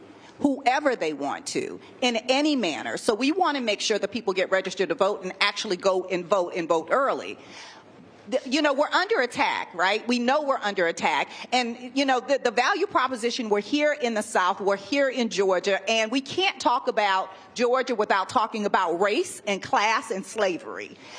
Worker power is really about giving them a voice on the job. It's really about their value proposition for their families. This is a generational thing. It's not just about the workers that are on the line now. They have improved their lot in life for their entire families, and they deserve this and more. So part of what the value proposition is getting out and knocking on doors, talking to people about, is your life better now than it was before? Will it be better now or in 2025? What does Project 2025 have to do with your life? It's about that real conversation at the door, that real conversation on the picket line. And we've been out there with the stewardess, the flight attendants, and we've been out there with all of these workers, because you can't do it alone. The workers can't do it alone, but also community needs union jobs to exist so that we can on-ramp to a better life. So really, we have to do it together. We're all in this together. So it's a value proposition of all of us getting out, telling our families that our lives are under attack, and we're going to make sure we vote, and we're going to vote our values. That's what it's about. We got to vote our values. So will you vote your values? Yeah. Because your union's on the table. Your medical decisions are on the table. Your health care is on the table. Women, We're on the table. We're on the ballot. So as you go down your grocery list, right, your values tell you where you're spending your money. What we would tell people is vote your values. If you believe in worker power, if you believe in community power, then you need to vote. And you need to vote your values and make sure 10 people in your family do it too. You're going to make me go after Deborah. Yes. Really? Okay. No, but first I want to say that in the labor movement, I had some new people come in and I said, I can teach you how to do this work, but I can't teach you how to be loyal. So there are people in this room that are loyal to us who are legislators. Unless they don't vote in our interest, we stick with them. So at this point, I am partisan. I'm riding with Biden until the wheels come off, or until my leadership decides to make another decision. Because there is a loyalty among us that we should remain. And it's kind of disheartening to me that there's a loyalty on the other side where it shouldn't be, and we're not having a whole lot of loyalty here. The other part of that, let me, and I just want to get this piece out. Georgia is #1 place to do business. It's number 48 for workers. Wow. Okay, so this is why these young men and women are sitting here fighting for their rights. The money, it's not like the money is not being made. It's who it's going to. I come from a union family. I come from the Midwest, and I come from and we had health care. My mother drug all 10 of us to the clinic that was provided by the Teamsters Union. We went to the dentist. We had health care. We ate well, all 10 of us. And we went to good schools, public schools, because my parents' taxes pay for that. But if we are not loyal to the ones that are loyal to us, and I made a call yesterday, and it's about 10 of them, the legislators who vote for us. It's not Republican, it's not Democrat, it is who votes in our best interest, who votes for our livelihood. And right now, we are under attack because our governor, along with some other Southern governors, declared a war on unions. But guess what? What don't kill you make you stronger. We built capacity around the stinking bill that he put up at the Capitol. We built capacity. Our members are more engaged and understand what's at stake now. So thank you. Richie, we saw a lot of unions being ticked off this week with the Teamsters president spoke at the Republican National Convention. How'd I get that one? I'm glad you got it. Bring it, Roland. Sure. And there were folks who were saying that wasn't a sign of loyalty, especially when it was Democrats that saved the Teamsters pension. The reality is, if you're a union, look, you want votes from both sides. What message did that send? And you still have to deal with the reality that that's a party that is absolutely opposing nearly every union effort in America. Yeah, I mean, first of all, can I just quickly answer the question before? Go ahead. Because my membership deserves to hear the answer to this. Go ahead. We are the only union in the country that let our membership vote and tell us who we were going to endorse.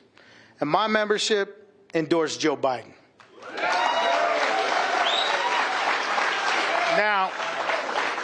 Now, until Joe Biden tells me otherwise, we're riding with Biden. All right? That's just, hey, I gotta tell it like my members have directed me to do so. Right. As far as Sean O'Brien, I know him well, actually, and I'm not sure where the idea or who advised him or why he thought that was a good idea. I can say personally that there's no way on earth that I would do that for a wide range of reasons. And look, I have a significant portion of my membership that are Republicans. They have an opportunity to vote too, right? And so maybe he was thinking, I've got members that are Republicans, I got members that are Democrats. I don't know what his mindset was or why he did what he did, but the problem with that is that he compared Democrats and Republicans and when it comes to labor, and there is no comparison. There just isn't. I mean, again, it's not my opinion. These are just facts. As you said, 145-5. Well, not just that. Let's talk the PRO Act. All right? The PRO Act is the most pro-union legislation. Okay, there's somebody at home, somebody watching, listening. They don't know what the PRO Act is. What is it? It's about making organizing, just to simplify this, making organizing more realistic and easier to do. Got it. And, you know, it's not like a huge advantage, but it changes the dynamic so that it makes it more of a possibility. It's the most progressive language in that regard for the labor movement in my lifetime, okay? And there are 48 senators that have signed on to the PRO Act, and they're all Democrats, every single one of them. Republicans, by the way, out there listening, if you're listening, by all means, sign on. We'd love to see you. We want you on that sheet, just like those congressmen that signed on to our letter with Delta. You support us, we'll support you. But that doesn't happen. That's just not a reality. I mean, look, whatever your personal views are, if you're talking about from a labor point of view, there's only one party that supports us. But not completely. There are those random folks out there. There are a couple of them that have been supportive. But it's very rare. And, you know, do not take my word for it. Whatever you're doing, I'm looking at the camera. Don't trust what I'm saying. Go look up their voting records. It's very public. You can see what people's voting records are on labor issues. Like I saw when Trump picked J.D. Vance, I saw something in this. This person was like, "Oh my God, he's great for workers." Then the AFL-CIO put out a graphic and it was like 0, 0. Yeah, I mean, you're like, so it's kind of hard to say you're great for workers. Then the AFL-CIO goes, you get a 0 and a 0. Well, look, photo ops are nice. Great. Thank you. You showed up at a picket line or you showed up at something. That's great. How did you vote?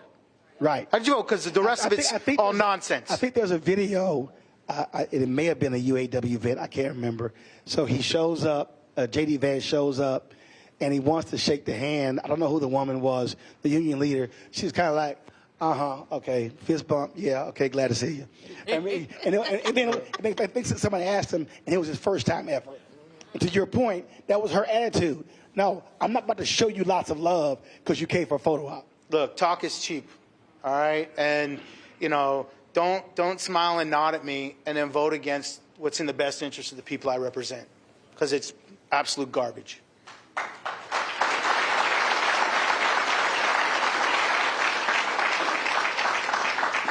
Again, what we're now seeing, because we're in uncharted territory. You haven't seen in a generation of a candidate changing midstream. President Lyndon Baines Johnson chose not to run in 1968, and so everything is in disarray. But I will say this here.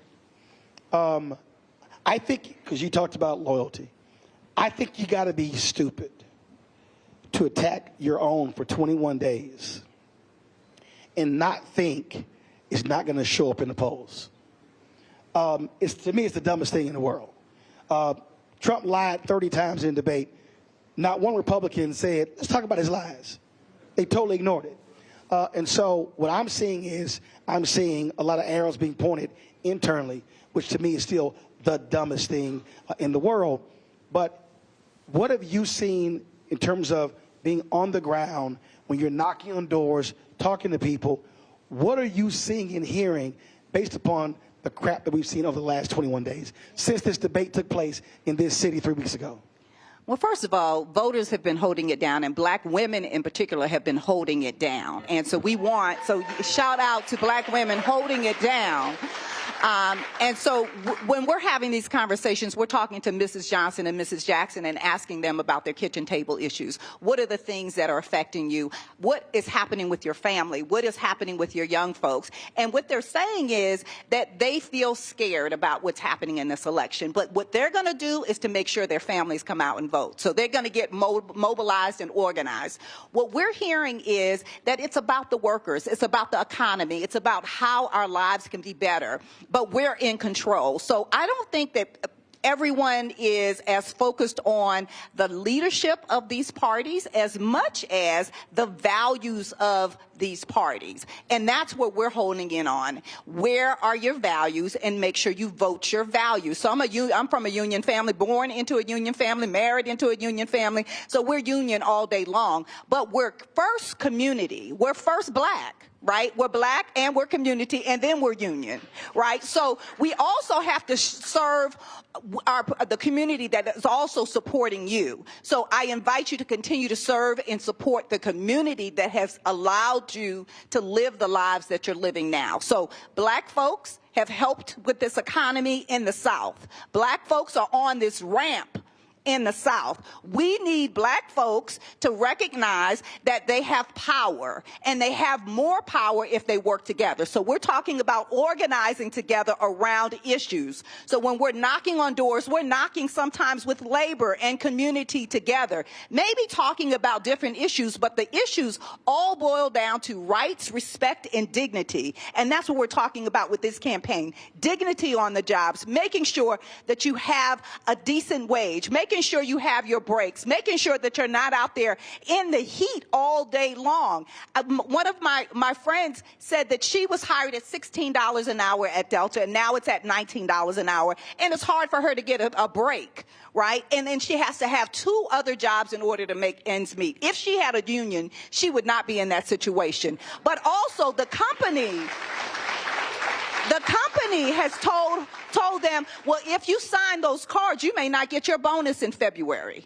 Right? Do y'all get bonuses in February? So, yeah. So your chair, that's a fear tactic. Don't fall for it. So if you're listening, if you're a worker on the line and you're scared to sign a card, what we say is we're not scared. We're not scared. Don't be scared. Sign the card. Organize, organize, organize, organize. When our rights are under attack, what are you going to do? Sign the card and organize. Organize, organize, organize. So when your rights are under attack, what will you do? Stand up and fight back. Yvonne, I've been having a lot of conversations with people over the last several days. And what I've said is you've got rich donors who have said to Joe Biden, we're holding our money, we're pulling our money. One guy's on the record is telling Adam Schiff, if you do not come out against him, and if the other senators do not publicly come out against him, I'm not giving y'all any money. And what I've said is, donors may have lots of money, but they only got one vote. And the reality is, you cannot win an election without the votes of the people. And what I've been saying to people through my social media, on this show, is you are the ones who decide the leadership. So these donors can get in these rooms and these fat cats can decide if they control the party. But the reality is, folk got to speak up. And I've said, listen, if President Joe Biden opts not to run, there's going to be a civil war if they don't pick Kamala Harris. And I've said to people, let them know, F around if you want to, but it's about to be a problem. You're about to find out what's going on. Because, to your point, if you don't have the people, you have nothing. You kind of need them, and that can't be lost, I think, on a lot of these, elite Dem operatives that regular, ordinary folk chose Biden-Harris. And if you're going to beat Trump, that's the only way you're going to beat him. It's not going to happen with some rich donors in California. I agree, and that is why all of our efforts, Deborah's, ours, Stand Up, the Georgia AFL, and all of our affiliates are out there educating. We have to educate. I say this all the time to my staff. We got to get people to connect the dots. I know they hate when I say that because I say it all the time. I say it all the time, too. Oh, okay, see? And it is over the last election cycle when Warnock was in the runoff, the number of folks in the union that voted right rose because we went on a serious education. Why do you need to vote for whoever? You have to, the PRO Act was part of it. We have not supported people who have gone against us. We have people in our state legislature. And the other piece to this, it's not just who's in that White House. We have a full slate of folks that have to get elected this year. And we are ready to fight, to educate, to mobilize, energize, all of those good words that we use. But it's not words, it is actions that we are in process. We started doing our campaign last year. We didn't wait till August or September as we usually do because we know we're in a fight for our life. We're in a fight for our lives, for our members' lives, for our families' lives. I have grandchildren that I don't like them to see how this world is right now. So we have to really fight and educate. Connect those dots with people that you work with, people you go to church with, people you sit on the usher board with, on the deacon board, and even get our ministers in our churches to understand why it is you have to connect the dots. Now, I came out of a public service union, and many of our members used to say, well, why do I need to vote? I don't need to vote because you're voting in your bosses. That's the power that you have. And your bosses, those bosses are making a whole lot more money than you are. In reality, the bosses were happy because we would go in and negotiate more money. They would get the same benefits that we would. But we got to get our members to understand that it's okay to speak your voice and to want more for you and your family and not to have to go work 4 jobs and never see your family because you don't have a family then. You have jobs. That's it. That's not enough. That's not enough for me. I've been a single mom, not a single parent, but working more than one job to make sure that my kids had what they want and sitting at football games like this because I'm so tired. That's not a quality of life. You want a quality of life.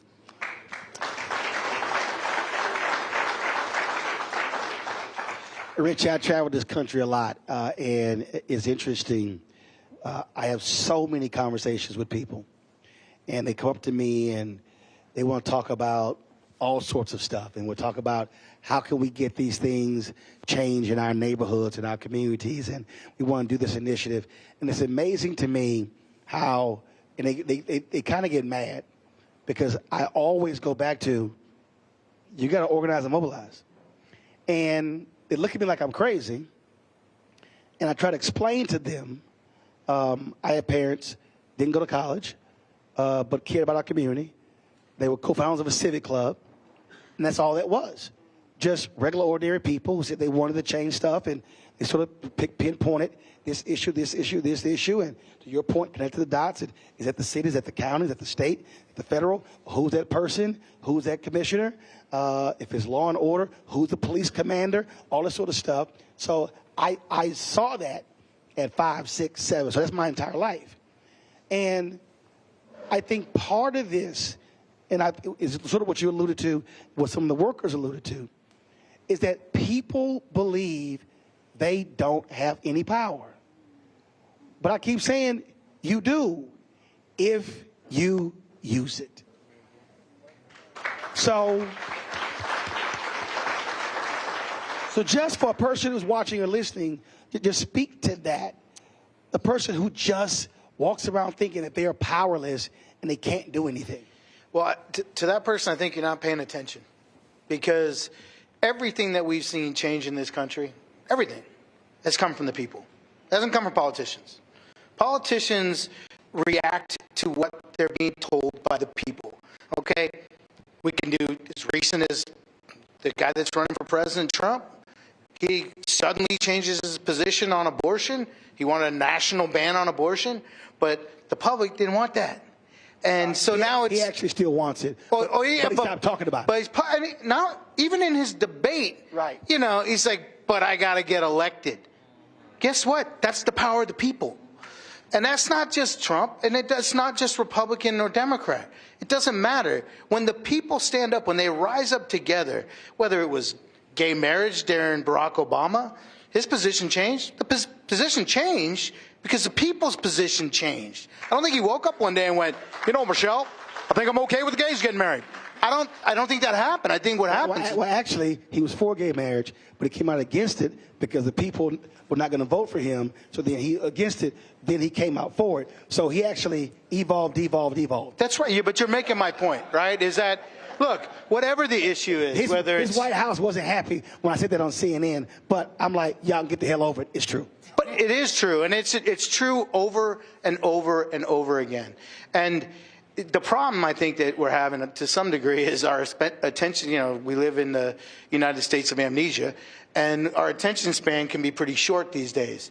And we get on something that we could probably have an impact on, and then within a week we've changed it, and we're talking about something now. That has a lot to do with what you see on the news outlets and the change in the news cycles and 24-hour news cycles, and I could talk about a lot of different things all day.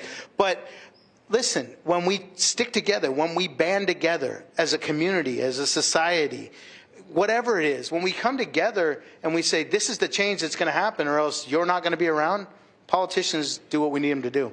And I talked about earlier with the approval of unions. They didn't just all of a sudden start signing on to letters. They're doing it because the public sees us in a favorable way.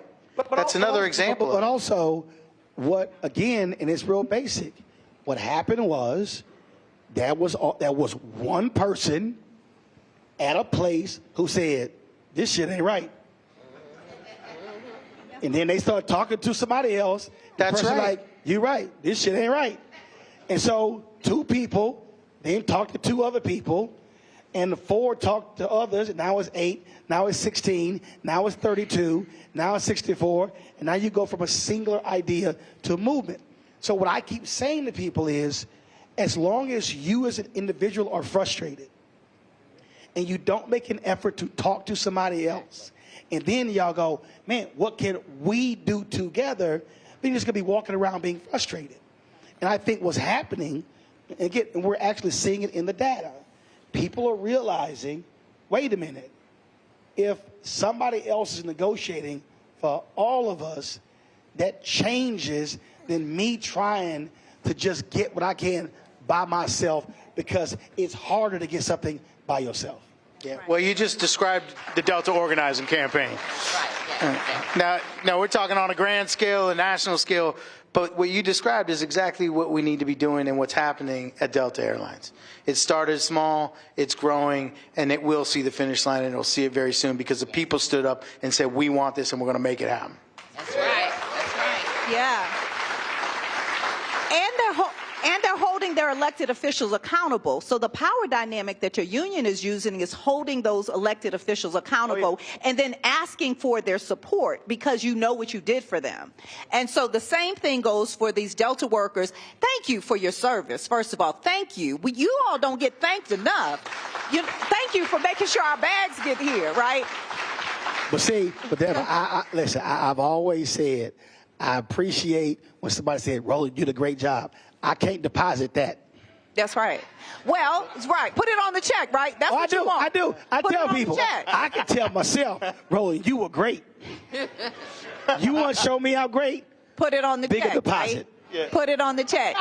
So for Delta to be such a wonderful company and such a brand for the city of Atlanta, and this message is really for the city of Atlanta because we do a lot for the city of Atlanta, Georgia Stand Up, and our affiliates, and all of the community organizations that are in coalition with us. If you want to be a good neighbor, if you want us to keep coming for your family reunions here in Atlanta and the conventions here in Atlanta, what the people of Atlanta are saying is respect the union. I am a man. I am a woman and they need a union, and they ask for it and they want it, and don't stand in their way, because they help to move this city, move people here to this city. They help to get our luggage here. We need to help them. So this is a clarion call for all of us to get involved with this election. So before I go to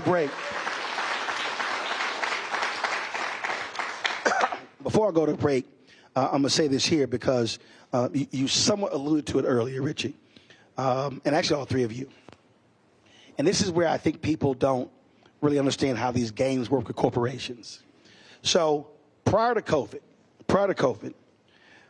from 2014 to 2019, the airline industry spent almost $40 billion on stock buybacks. Now, for the person sitting at home, what they're not understanding is that the stock buybacks are meant to boost the stock price and to return shareholder value. Now, what happens with these publicly traded companies, who do they care about the most? Their shareholders. But as one of the workers said, if we ain't number one in these categories, you don't get there without workers. But what has happened is you have so many of these companies, not just airlines, so many of these companies are so focused on their stock price, on their shareholders, on their investors, without realizing you don't have high performance without the production of your workers. The two go together. I can sit here and say, oh my God, we had a great broadcast, but I kind of need the lights, the cameras, the switching, the audio. If you want to see a bad show, you can look great, but if your audio's jacked up, it all sucks. If your lighting is jacked up, it doesn't matter how great the content was.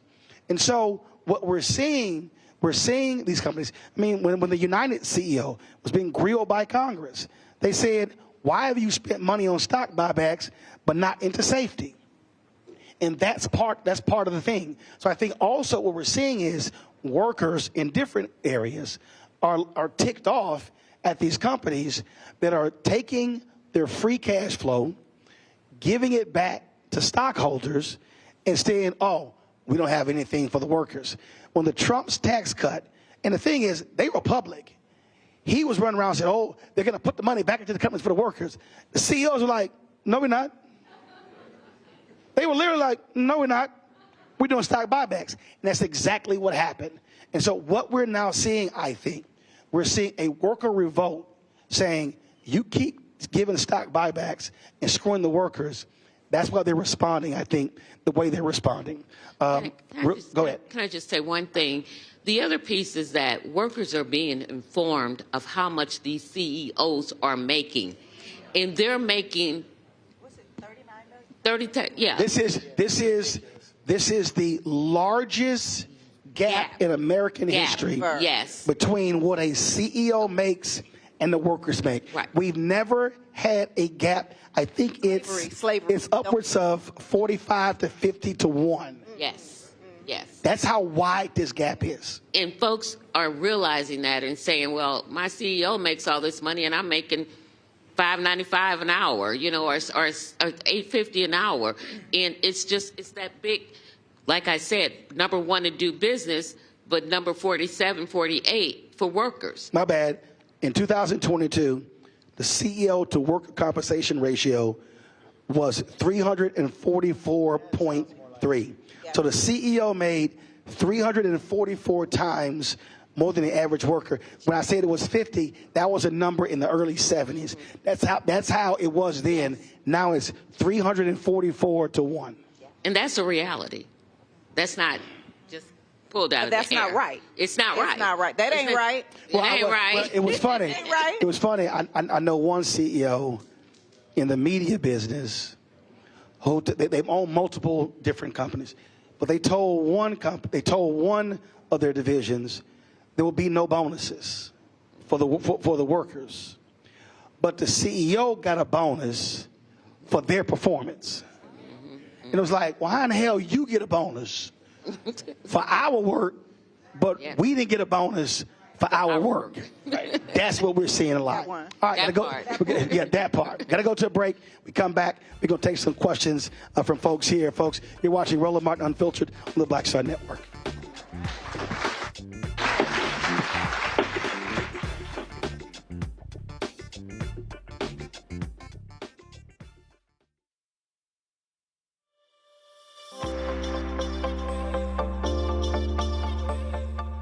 Hi, I'm Danny Glover. Sign your IAM card today. Why? Because unionization means representation.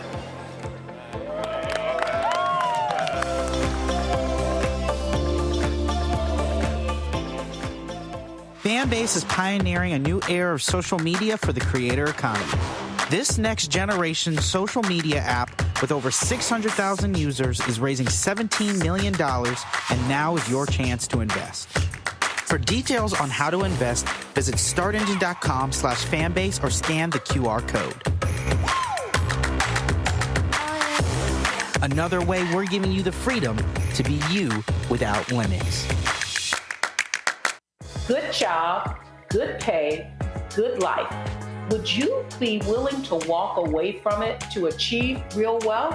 Well, that's exactly what this woman did, and boy, did it pay off. Once you make the decision that this is the direction that you're going to go in, I do believe that there's power in having a decided heart. Hear her story on The Next Get Wealthy with me, Deborah Owens, America's Wealth Coach, on Black Star Network. Hatred on the streets, a horrific scene, a white nationalist rally that descended into deadly violence. White people are losing their damn minds. As an angry pro-Trump mob storms the U.S. Capitol, we've seen shooting. We're about to see the rise of what I call white minority resistance.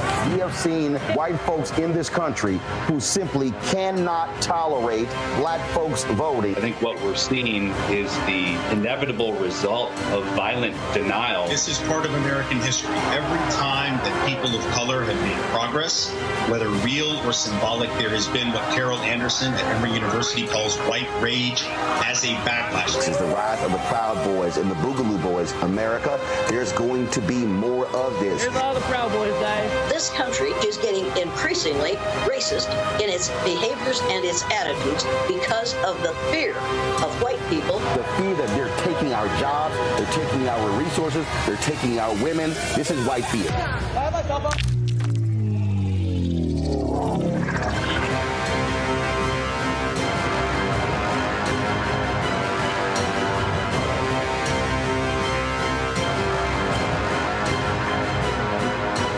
Coming up on the next Black Table, a conversation with Professor Howard W. French on his new book, Born in Blackness, covering 600 years of global African history and helping us understand how the world we know today is a gift from Black people. There could have been no West without Africa and Africa. That's on the next Black Table with me, Greg Carr, only on the Black Star Network.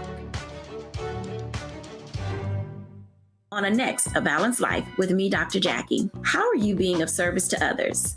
Doing for someone beside yourself is such a big part of living a balanced life. We'll talk about what that means, the generation that missed that message, and the price that we're all paying as a result. Well, now all I see is mama getting up in the morning, going to work, maybe dropping me off at school, then coming back home at night. And then I really didn't have any type of time with the person that really was there to nurture me and prepare me and to show me what a life looked like and what service looked like. That's all on a next, A Balanced Life with me, Dr. Jackie, here at Black Star Network.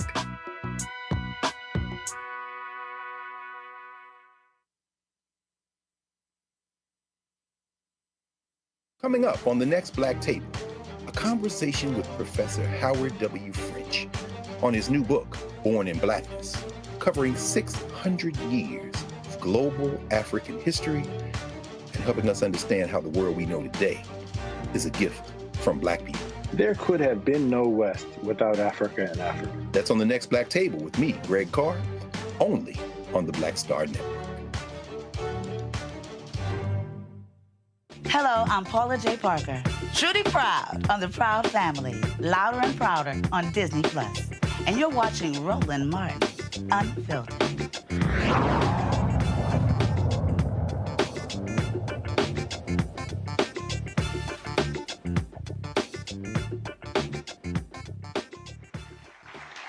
All right, we're back at the IBEW Hall here in Atlanta. Now it's time for our question portion of our conversation. And we've been talking about the Delta ramp workers trying to unionize, but so are the flight attendants, right? Yes. What's your name? My name is Shamika Brown. Shamika, how long you been a flight attendant? 13 years. Gotcha. So how's your effort going? It's going. I say that only because it's a struggle to be. I got it. It's a struggle for us, just like it is for you guys. And I want to say that we stand here in solidarity with you. That's right. We know it, the uphill battle. We know what we're fighting against when it comes against the big D. We know that we get shunned, ridiculed, and bullied for standing up for something we believe in. So I just want to give you guys thanks. The solidarity here gives me goosebumps to see everybody here standing in the fight together.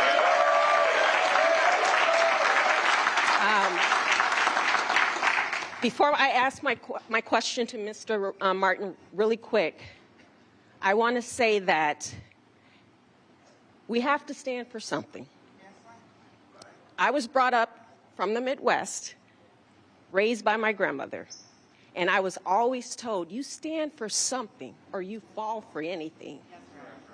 So when you go home and you're tired, you're frustrated, you're angry, you're pissed the fuck off.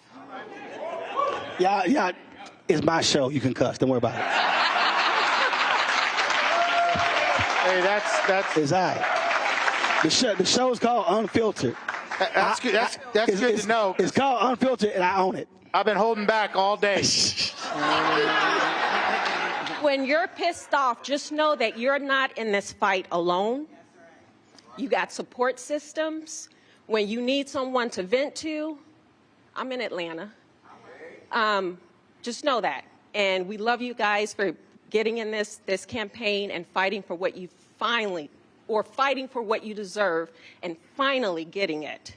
So my question, Roland, Mr. Martin, is, from your opinion, with Delta being Mecca in the South, what struggles, outside of the ones that we've mentioned already, do you see us approaching when it comes getting closer to the finish line?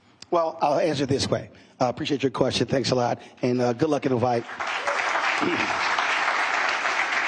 It's sort of what you alluded to earlier when you talk about when major companies provide community support. And so what I try to explain to people is follow the money. So even in my business, you'll have companies that will buy tables at events, but they won't advertise with black-owned media. Well, what they'll do is they'll say, oh, we support the NAACP, we support the Urban League, we support the UNCF. But then I try to explain to people, I want you to calculate how much they are giving and then how much we're giving up. That's right. And a lot of people don't understand that. So I'll give you an example. We've been highly critical of PepsiCo. PepsiCo, significant market share, African-American. Their numbers that they spend with black organizations and black-owned media is abysmal. So PepsiCo had an initiative where they, with the Urban League, where they, 5 years, $10 million to help black restaurants. Support it, that's great. Then they had an initiative where they wanted to drive $100 million in receipts to black-owned restaurants over 5 years. Great idea, they can't track it. PepsiCo spends $3 billion a year on marketing. If PepsiCo spent 5% of their marketing budget with black-owned media, that's $150 million a year. That's $750 million over 5 years. So when I'm explaining that, I say to Black America, which one has a greater impact? 5 year, 10 million, 100 million over 5, 750 million over 5. So we have to learn to stop getting excited when companies sponsor events and say, oh, you gave 25 grand to this, but you generated 10, 20 billion in profits. You gave this percentage to these events in the city, but this is what your stock buyback was. So part of the problem for us, and I'll say this specifically for African Americans, we get excited with big check presentations that are small amounts. So to answer your question, we have to literally educate people. Don't get excited when you see platinum sponsor without asking, okay, but how much are you taking care of workers? And I think that's the part of the problem. I see this all the time. People are like, yeah, but so-and-so, they're a great community partner. How much was that budget compared to this over here? Happens all the time. It definitely does. But one of the things, this is the legacy of Atlanta is Maynard Jackson. As you come into the airport, of course, is Maynard Jackson Hartsfield Airport. But he said that if we're going to have an airport, a new airport, that it was going to also include minority businesses. And he says it won't happen without minority businesses. No. He said tumbleweeds will roll down the runways until this happens. So that's 50 years. 50 years ago, he was the mayor of Atlanta. Before he became mayor, African Americans were receiving 0.0012% of all city contracts. Not 1%, not 0.5%, not 0.25, 0.0012%. Right.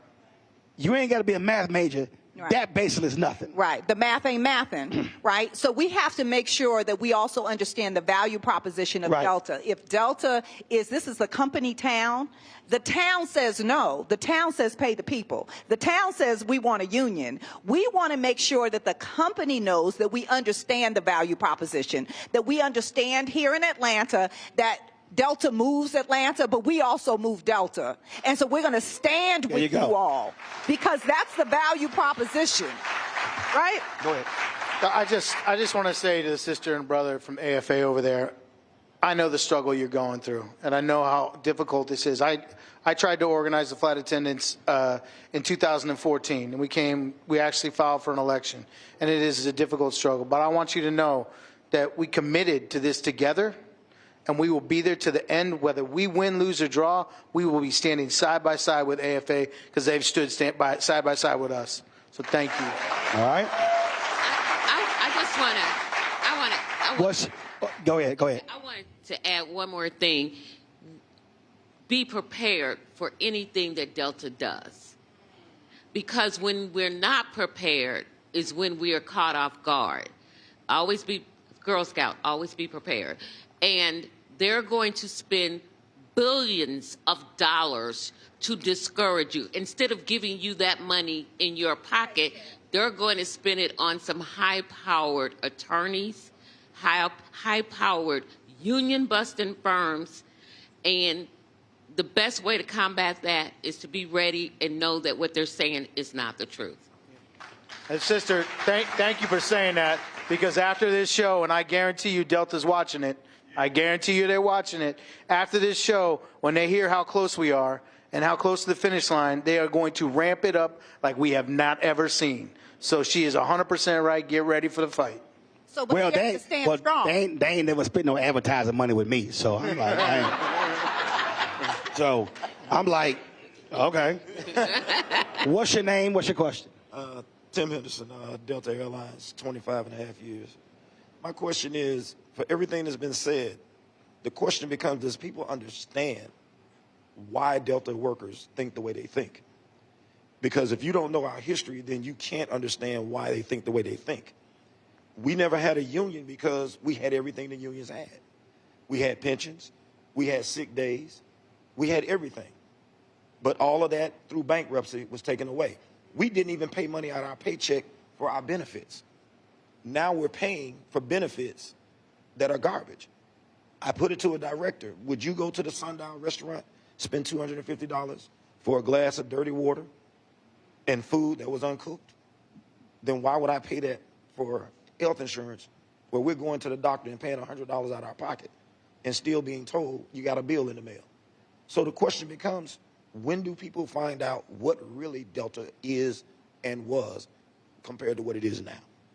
Who wants to take that? Have you signed a union card? Yes, ma'am. You have signed a union card. All right. We just want to make sure. Now you know he wouldn't have got his ass up and asked this question I want to know. without signing that card. Because somebody would have jumped up like, you ain't signed that card, but you answered the question. I appreciate it. Has everyone in here signed a card that can? Who wants to answer? Okay. Go ahead. Yeah, I mean, look, we continue to put that information out. We just got to find ways to make people read it, right? And communications is tough because we're exercising everything we can, including being here today. Whether it's, news lines or Twitter or Instagram or Facebook or you name it, we're doing at-home mailings. And I do this with all my members, by the way. And I go to break rooms where I represent people and I say, by the way, who's seeing this stuff? And it's like crickets. It's like, but we're going to keep banging away. We're going to keep trying to get that message out. And we need you. We need the inside people. That's the way we get it to them because, and it gets to them in the break room. Well, listen, when we met in Houston for the convention, so I met Delano, and he said, hey, could we do this? Because in our meeting, I was talking about mass media. And so what happens is people don't understand. That's why it's called mass media. You reach masses. And I can tell you, I experience it all the time, the number of people who walk up to me all around the country, going through airports, bailment, I don't care what it is, and people say, man, I had no idea about any of this stuff until I saw your show. I had no idea about these things. And so when you talk about what you're up against, it was the same thing. And I'll go ahead and say it. For 7 months, we've been trying to get Sean Fain from UAW on the show. He won't come on the show. And Reverend Barber told him, how you trying to organize black people in Alabama and you ain't talking to Roland Martin? He said, I guarantee you more black people know him than know you. and the reason that's critically important because part of this is also when you talk about how do you change people, you have to have trusted messengers. Because folks say, I don't know you, but if they know your history, then they'll listen to you.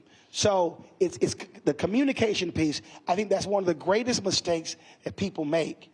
They don't tap into a communication mechanism, how to maximize social media. Look, when this show is over, we've got more than 4 million followers.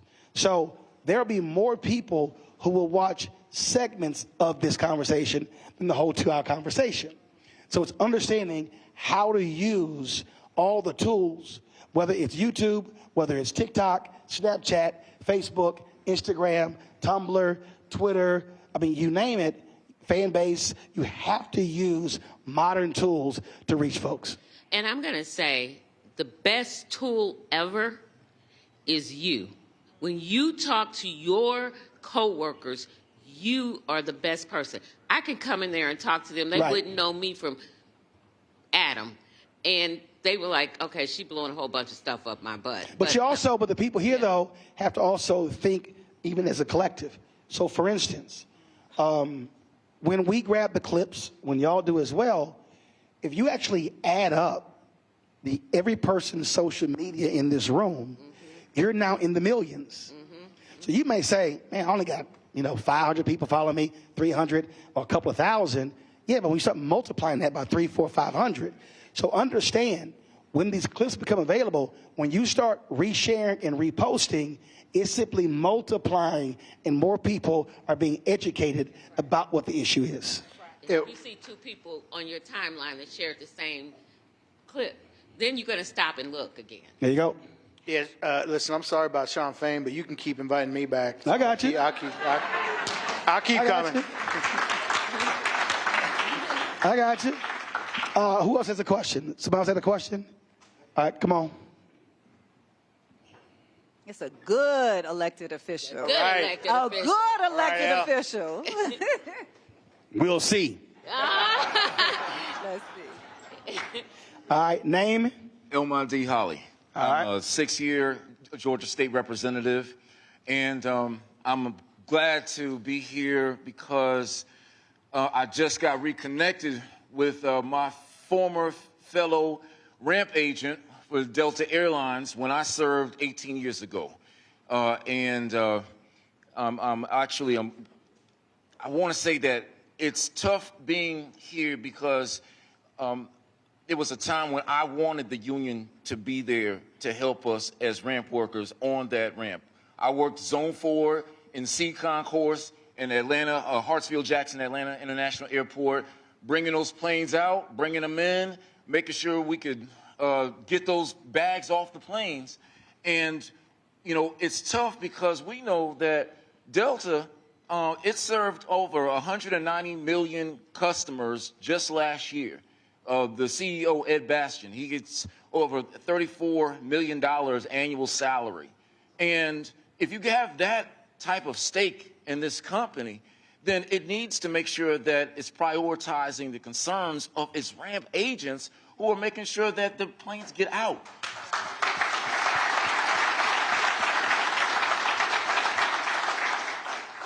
And briefly, I know that my colleagues who are here in this room, we've seen how in this state, how the governor has signed Senate Bill 362, which tries its best to make sure that when companies are trying to relocate to Georgia, that it strips away their tax incentives if they voluntarily recognize unions.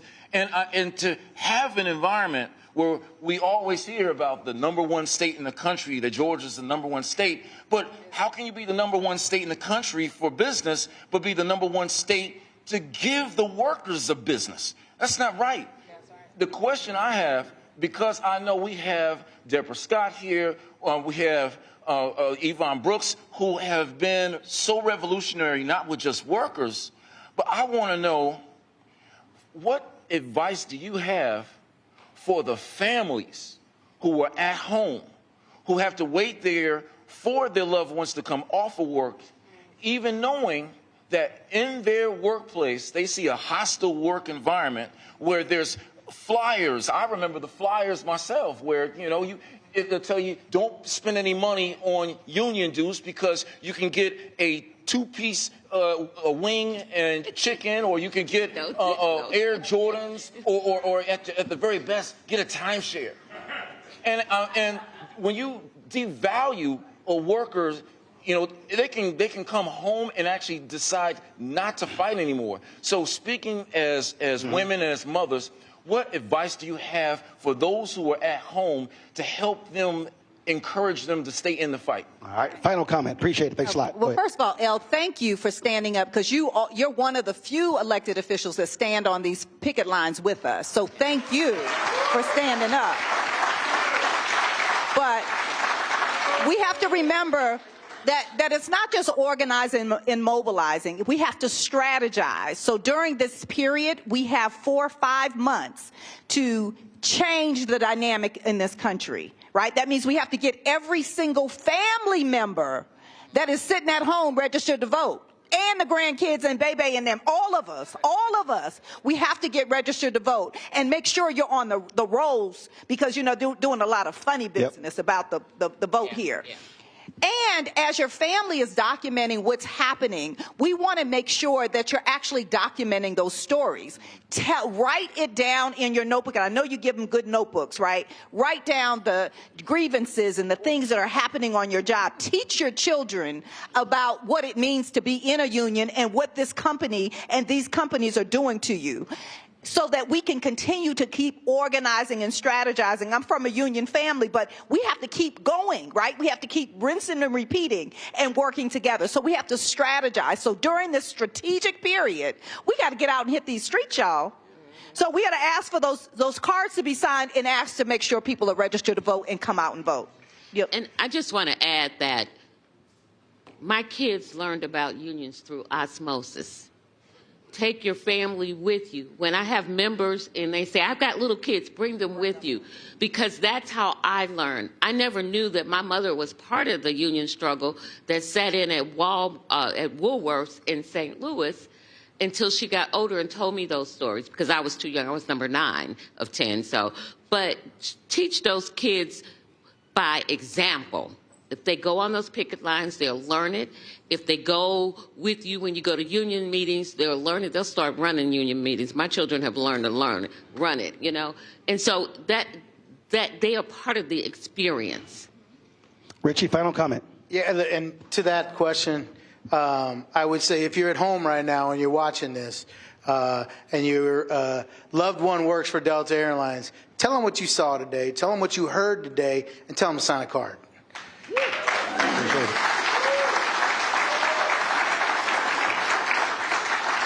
So I'm trying to keep my voice as much as I can, trying to get it back. So here are my final comments here. And folks who watch this show, who listen to this show, you've heard me say this all the time. That is, we can whine, we can complain, we can say what we want, but the reality is, unless we actually put in the work, nothing ever changes. What we are seeing right now in this country is a vast disparity between those with wealth and those who don't.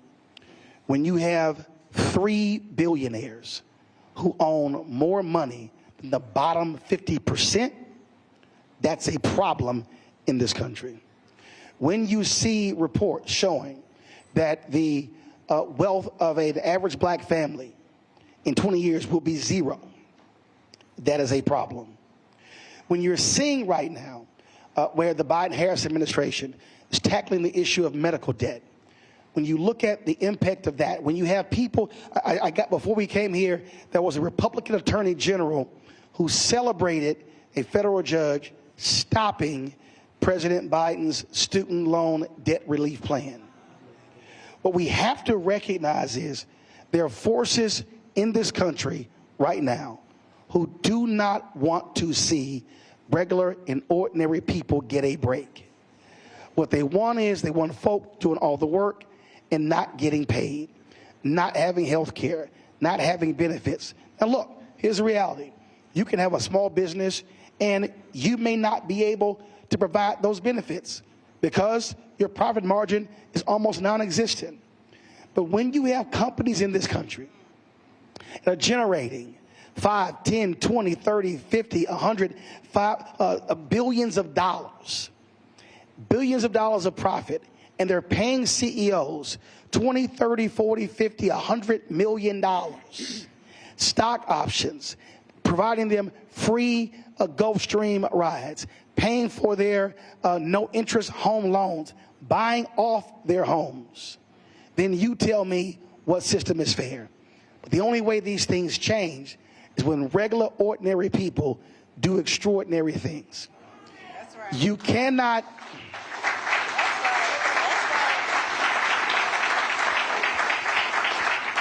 I have to remind people, the March on Washington was called the March on Washington for Jobs and Freedom. That was an economic conversation. And what you're seeing right now in America, you are seeing people, the reason all these billionaires are lining up behind Donald Trump, because the tax breaks expire in January. They want to make those $2 trillion in tax breaks permanent. When you had folks fighting for PPP loans, you literally had them pass laws that gave breaks to folks for their private jets and yachts.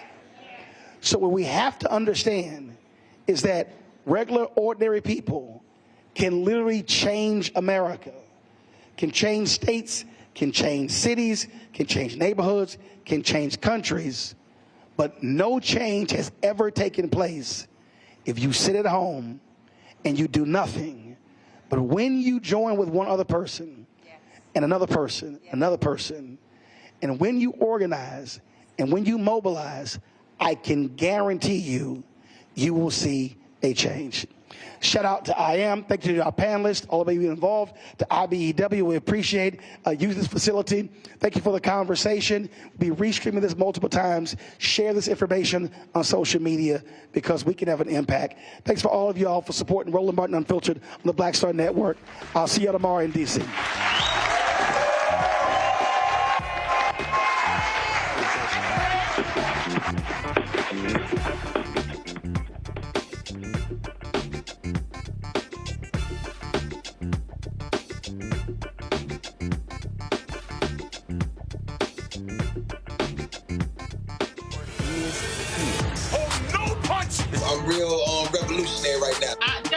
being the voice of Black America. All momentum we have now, we have to keep this going. The video looks phenomenal. See, this difference between Black Star Network and Black-owned media and something like CNN. You can't be Black-owned media and be scared. It's time to be smart. Bring your eyeballs home. You dig?